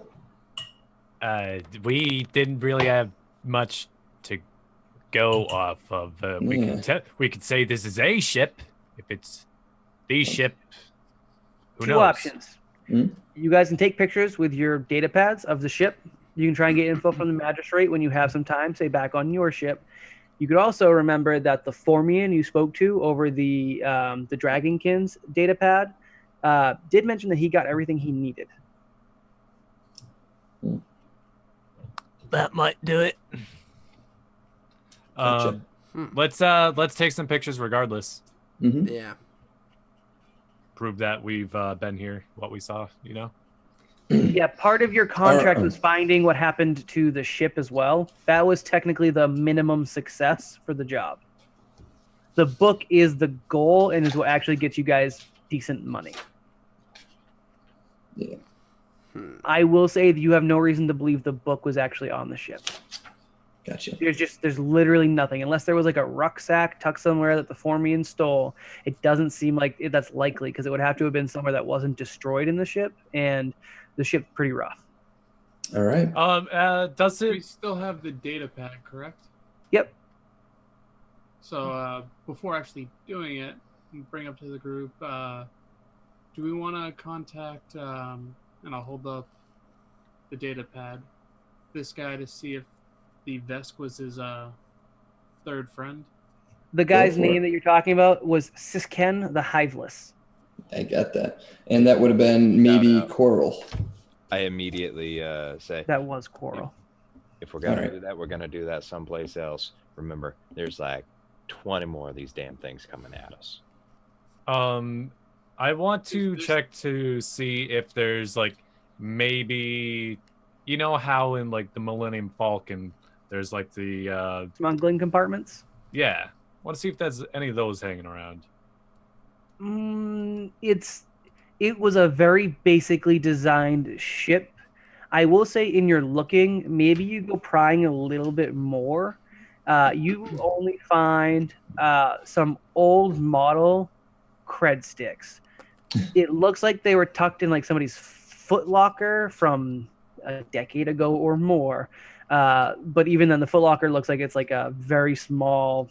It was made for holding very small items. So yeah, I'll say you guys get a couple cred sticks for your trouble. But no, there's no smuggling areas in this. There's not really anything that you guys would find useful. I want to take a look outside to see if I see anything approaching. I'm aiming to get out. You can't tell too far in the mist, so at the point where you'd see something, it'd basically be upon you. Okay. Well, I am very clear. It's not like panic, but I'm very much antsy because it doesn't seem like anyone is in a hurry to get out of here. Well, we were able to dodge him pretty easily. I'd still rather not get swarmed in a place with difficult terrain. Brawl, you found 400 credits. Okie dokie, and that will be split with the party. Yes, it will be. Or again, you guys have a party budget, I think is how you were handling it. I guess this is a good time to bring up. Do you guys want me to track all of our party stuff? Yes, Okay. For it.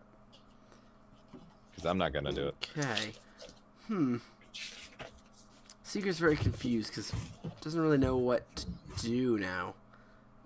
We leave. Brawl, do could we I have really you just make go home empty-handed though? Yes. Brawl, could I have you make another perception check? You sure can. This one's more of like a recall knowledge. I think it's the same deal though, although that's in the thing. 21. Fantastic. Now that you are not in the heat of the thing's embrace, the psychic screeching that it had kind of like emitting into your brain, it actually was just one name repeated over and over again.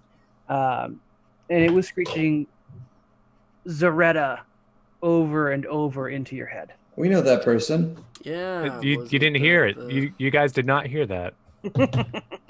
I'm saying we as in players. Okay, but yes, Brawl does in fact relay that Zaretta is being. And then Mila says, "Hey, we know that person." Is that still actively going on in my head, just No. over and over? Nope, Okay. nope. Now that you're out of the combat, I gave you another chance to kind of recall it. Had Gotcha. you failed, I would have just let you leave and not pursued it. Okay, which would have sucked, but I got it. So, I'll do this in character. So when I was fending off that thing back there, it was whispering in my head something about that Zaretta lady, just over and over again. Uh-huh. Maybe we should talk to her again. So did you say it was angrily shouting out the name? I didn't say angrily, but just No, saying it that's over and over. I missed that part out of character. Like, It was more frantically and screeching. okay. What do you guys convey that think? it's screeching it? Like, do you Um, convey the urgency? Well, yeah, I said it was saying it over and over again. Okay. Dustin, is it confirmed that we know that was Quirrell, the Vesk?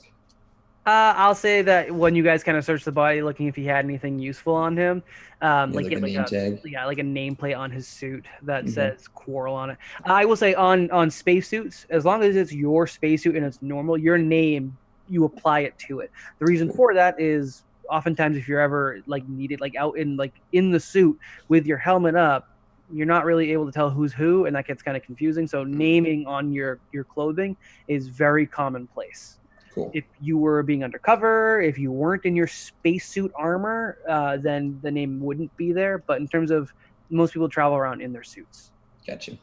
So yeah, coral was kind of like printed on like an arm sleeve or something that's now melted off mostly. But yeah, All right. coral the Well, vest you just slayed.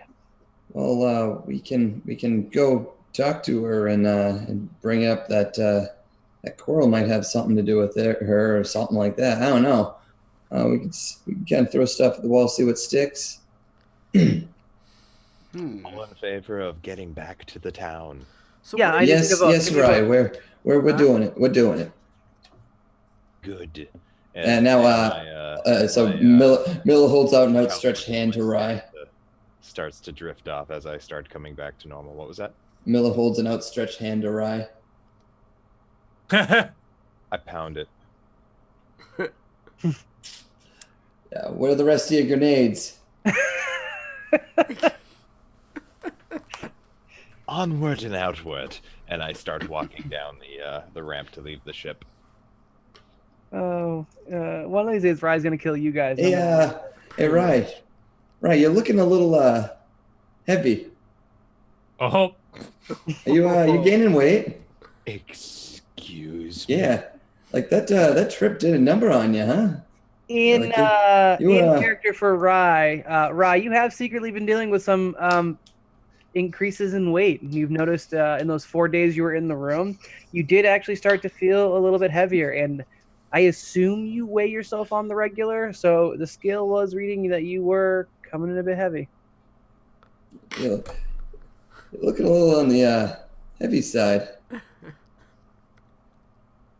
I ignore him completely, and I walk out, but you do hear son of a and sniffing.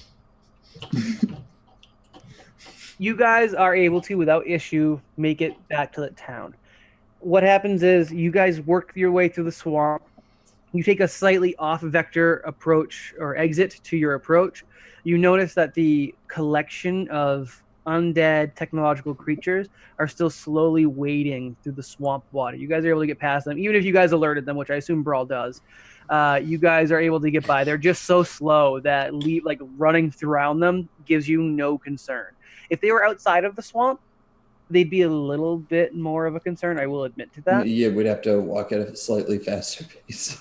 Yeah, but I feel like we're pretty leisurely about this. You guys are very careful. You're cautious. You're making sure you're not stepping in any weird pits of quicker marshland of this again, the weird cityscape that's melting. You guys make it out of the fog, and immediately you guys start to feel like a weight that had been pressing on you fade. Except for Rye. As you guys do get to the edge of town, you notice two armed individuals, and they are, we'll say one is a reptilian figure, a species. I don't know what the standard lizard folk is that isn't Vesk, but I know there is at least one more. A lizard folk variant and another humanoid, as heavily armed as you've seen anyone. And they have like a swooping sigil, stitched into their home woven clothes. The sigils kind of refer back to Petor's symbology throughout his clothing. And you say they're armed. Armed with what? One of them has a pitchfork that he's kind of cut in half, so that it's like a manageable pitchfork via your hand. And he kind of keeps at his lower back, like an archaic sai, but not as well crafted. Yeah, sai. Yeah. And they've got knives. Raphael. And one of them is carrying a long sword. Miller just giggles. He just kind of scuffs.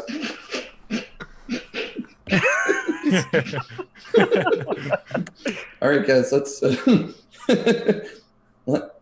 get out of here. Without rolling perception, you notice they look offended. Which makes him laugh even more. Like he's now hysterical in laughter. Yeah. I'm now just officially picturing Rocket Raccoon. Unintentional. And you but guys accurate. strolling down. They follow you. They don't say anything to you. They don't approach you, but they shadow you. You guys get to the town. You don't encounter Pete. Hold on. Miller kind of goes, he drops down to a knee, turns around with his gun, and goes, "Watch out!" and then gets up and continues his walking. Roll me a quick intimidate check.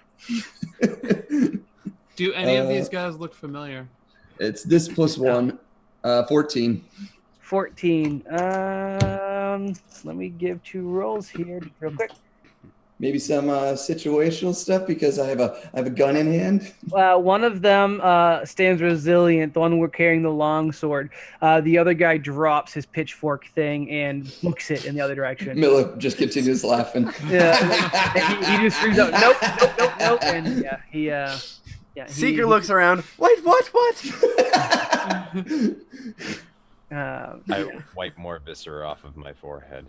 Zaretta watches this as from the barracks as you guys approach at the center of town, and she's shaking her head sadly, and she stands up, kind of like puts out her shoulders, and says imperiously, "I believe we had an arrangement that involved your leaving."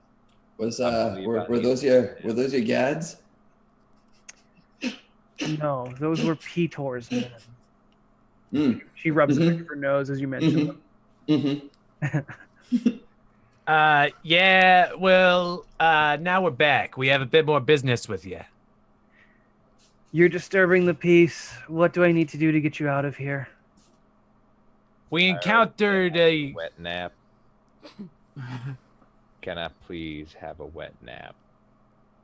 You could go dunk in a trough. I don't really have anything for you. This is the first time in my life I've thought that is not beneath me. And I go and I look for a trough.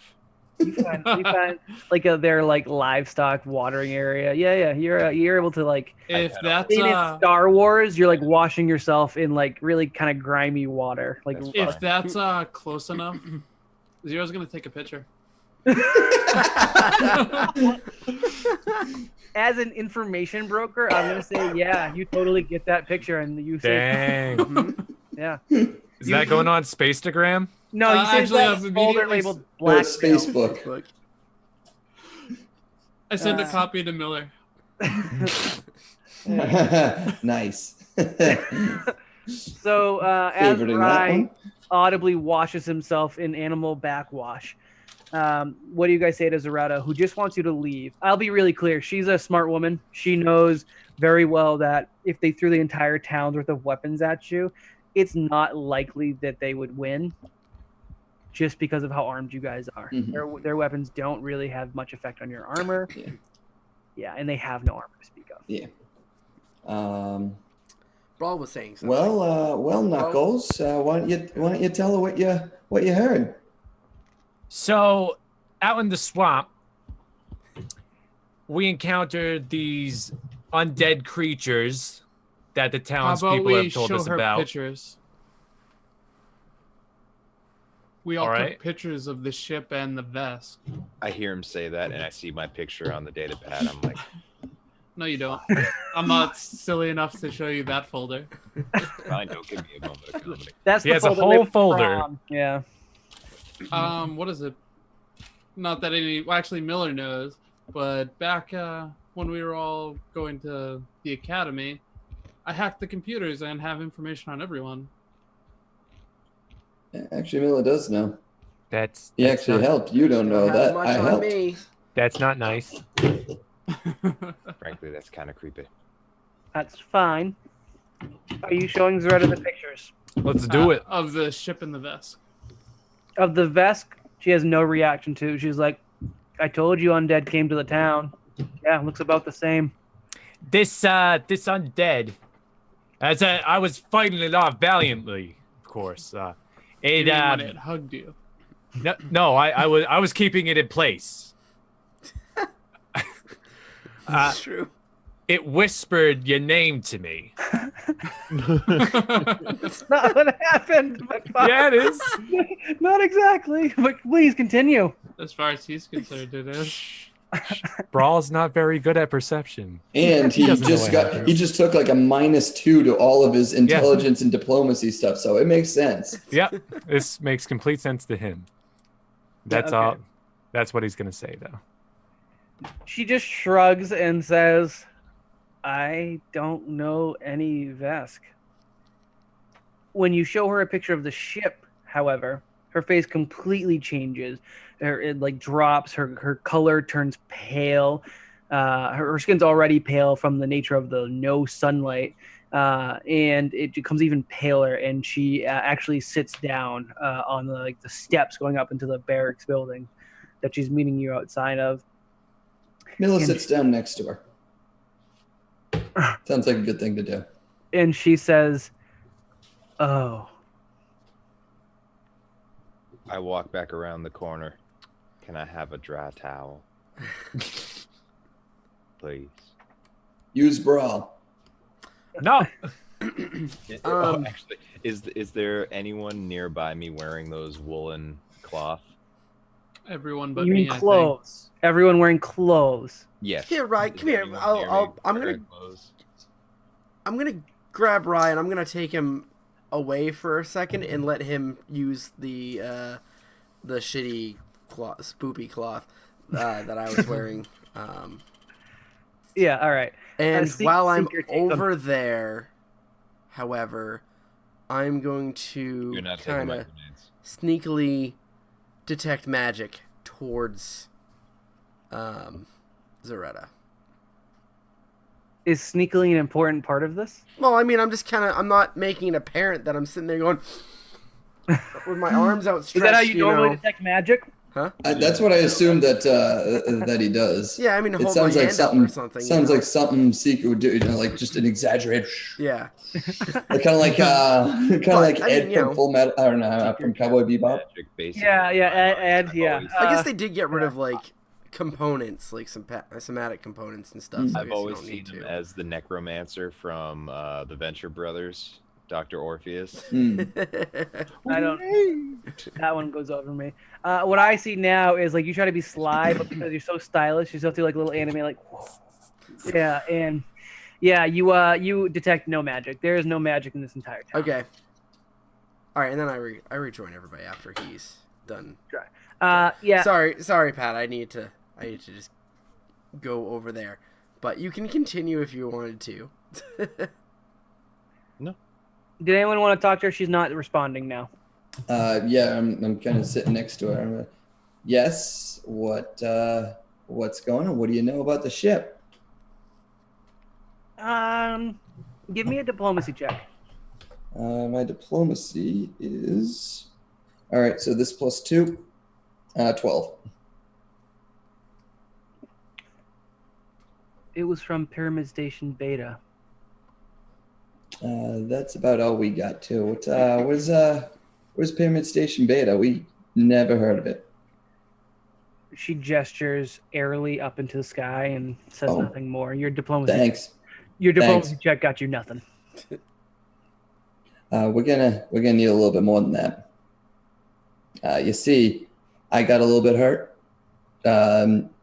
Thanks to some really poor decision making, but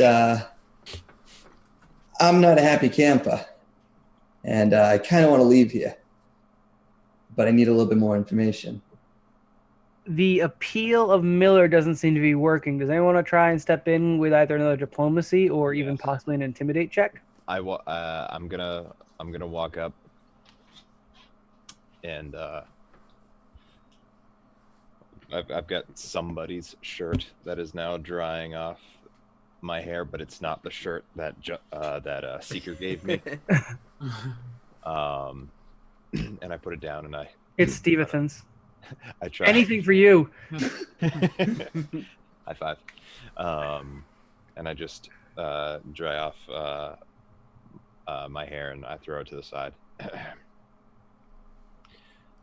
Listen here, Zorbo. Zaretta. Bless you. We have gone through a lot, and frankly, you want to get rid of us, we want to get rid of us, but we can't do it unless we get all the information that you have, and I mean every dirty detail about Fisticuffs. What was his name? Quarter. Coral. About what was the other one? Fooscat. Yep, about Pussycat. What was And the other one? Siskin, the Hiveless. Those ones.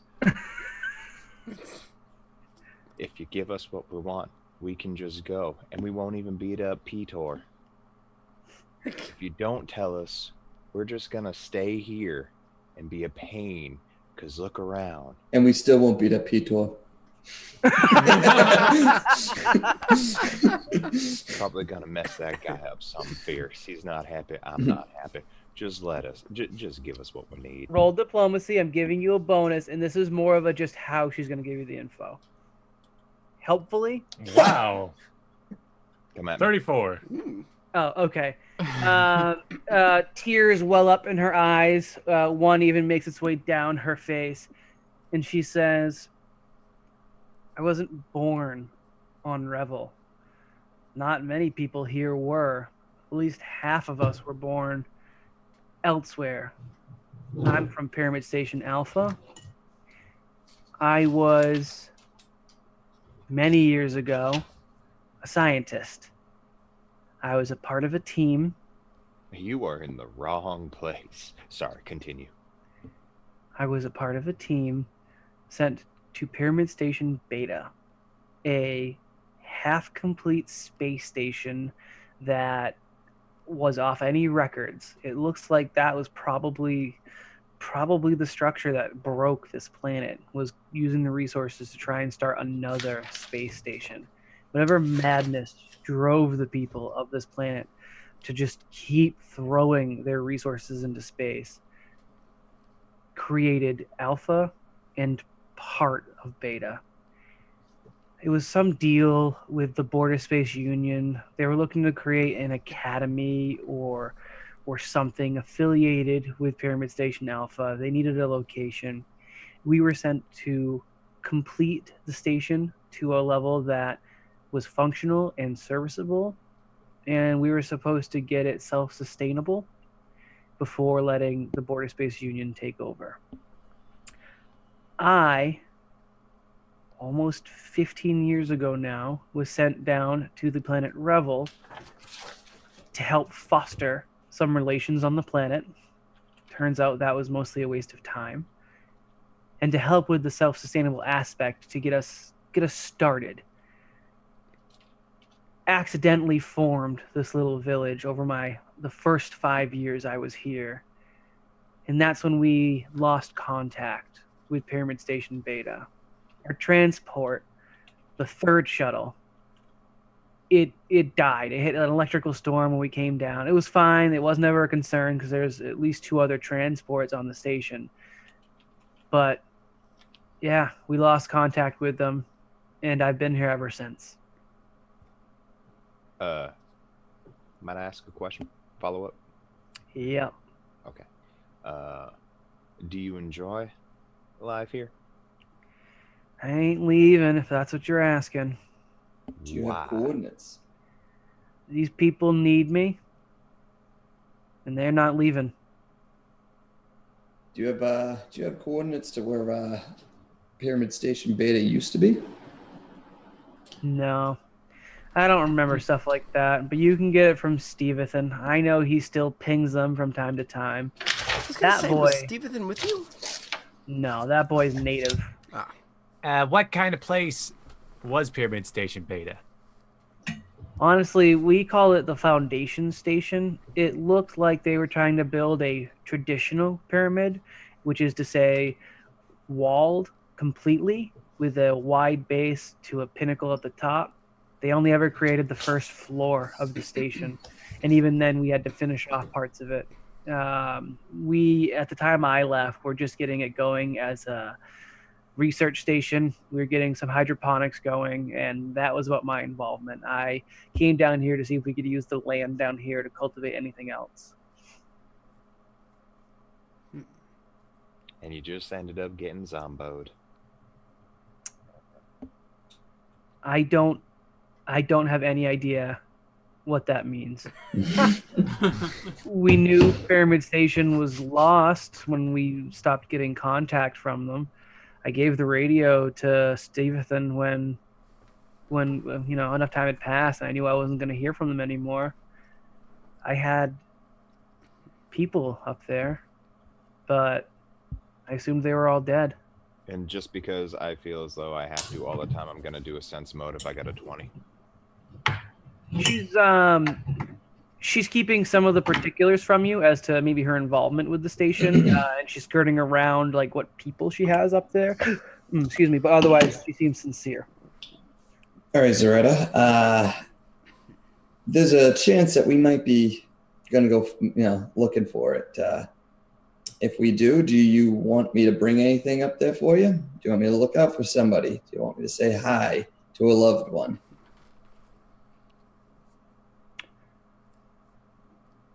I appreciate the offer. No.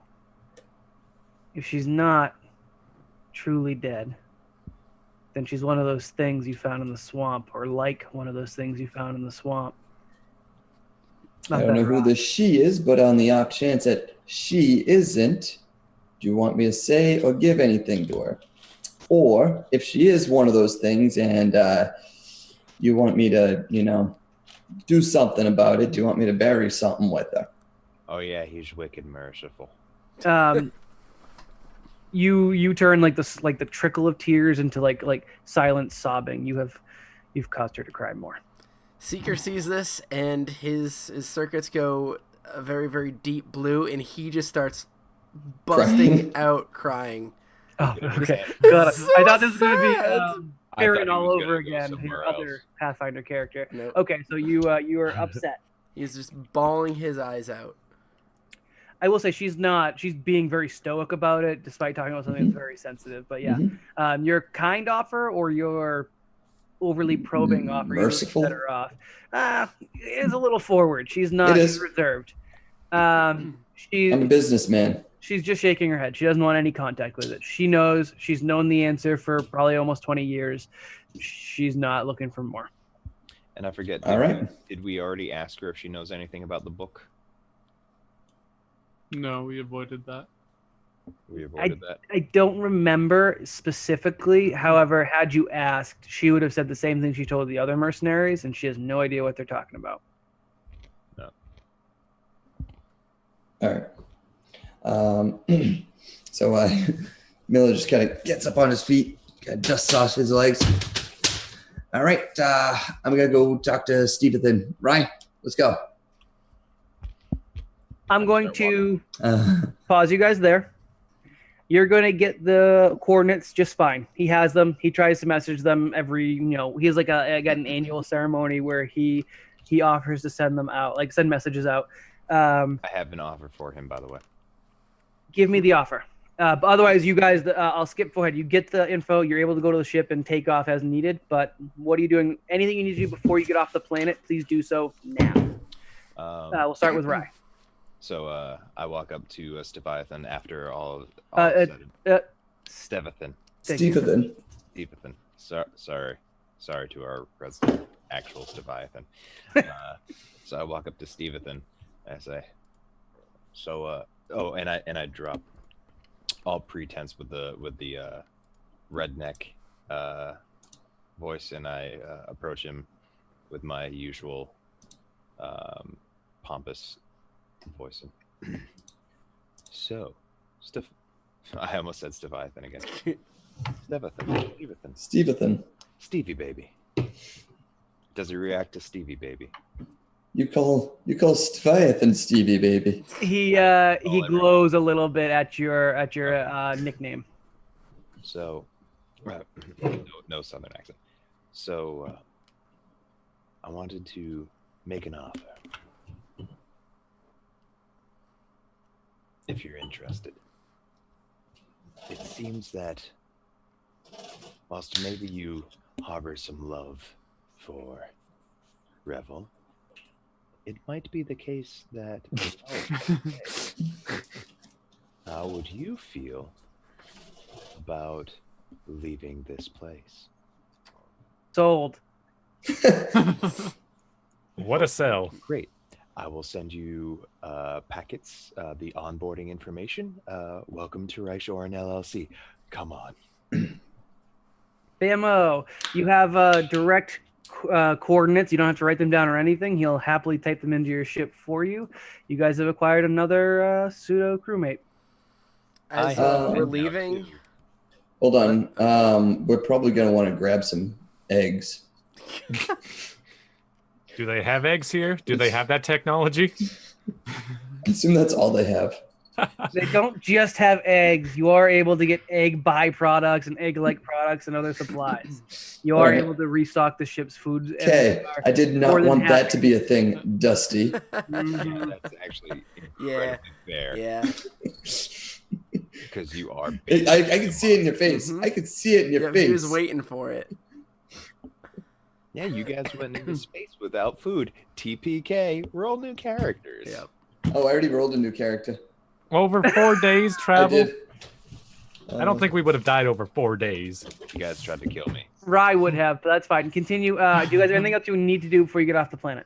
Not need to, but I was. That's gonna do all some blur, fluff. Chris. I know. Seeker, give me your fluff, please. So as we were leaving, talking to Zaretta, Seeker's just bawling his eyes out. Just he goes to like put his arms on Brawl, but Brawl's too small. He's trying to like. So he goes to Zero instead and just puts his head on Zero. Like 15 years. I nonchalantly put his head on Rye's shoulder. I just try to pat him on the back or wherever I'm tall enough to hit him on the back. Miller kind of looks him over. Is there a switch to kind of turn your emotions? We do this gently, of course. Yeah. Rye walks off, I assume, to go do his thing. Yes. Yeah. All right. You've got a lovely little group hug going as they pass you back and forth as Rye recruits Stevethan, and you abscond back to the Indecision, which is where we will pick up next time on Never Split the Party. After Chris tells me one more thing. Yes. As we're walking back to the ship, I assume that that P-Tor's followers are still following us. One of them is. I just kind of turn around and just give him a quick wink, and then I turn around. Just a wink, like a little intimidating. Hey. Roll intimidation. All right. It is. What is my intimidate 1? All right. This plus 1. A nat 20. So 21.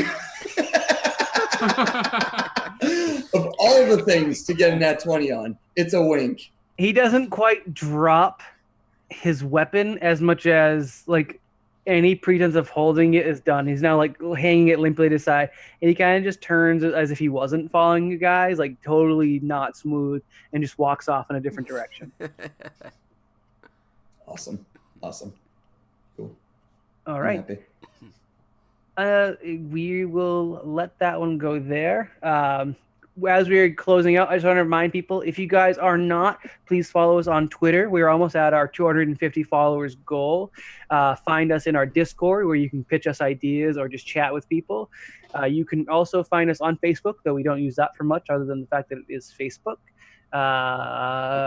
We have a Patreon in the works that if you guys are interested in supporting us, you'll see come down hopefully by next week, or you can also sub to us here.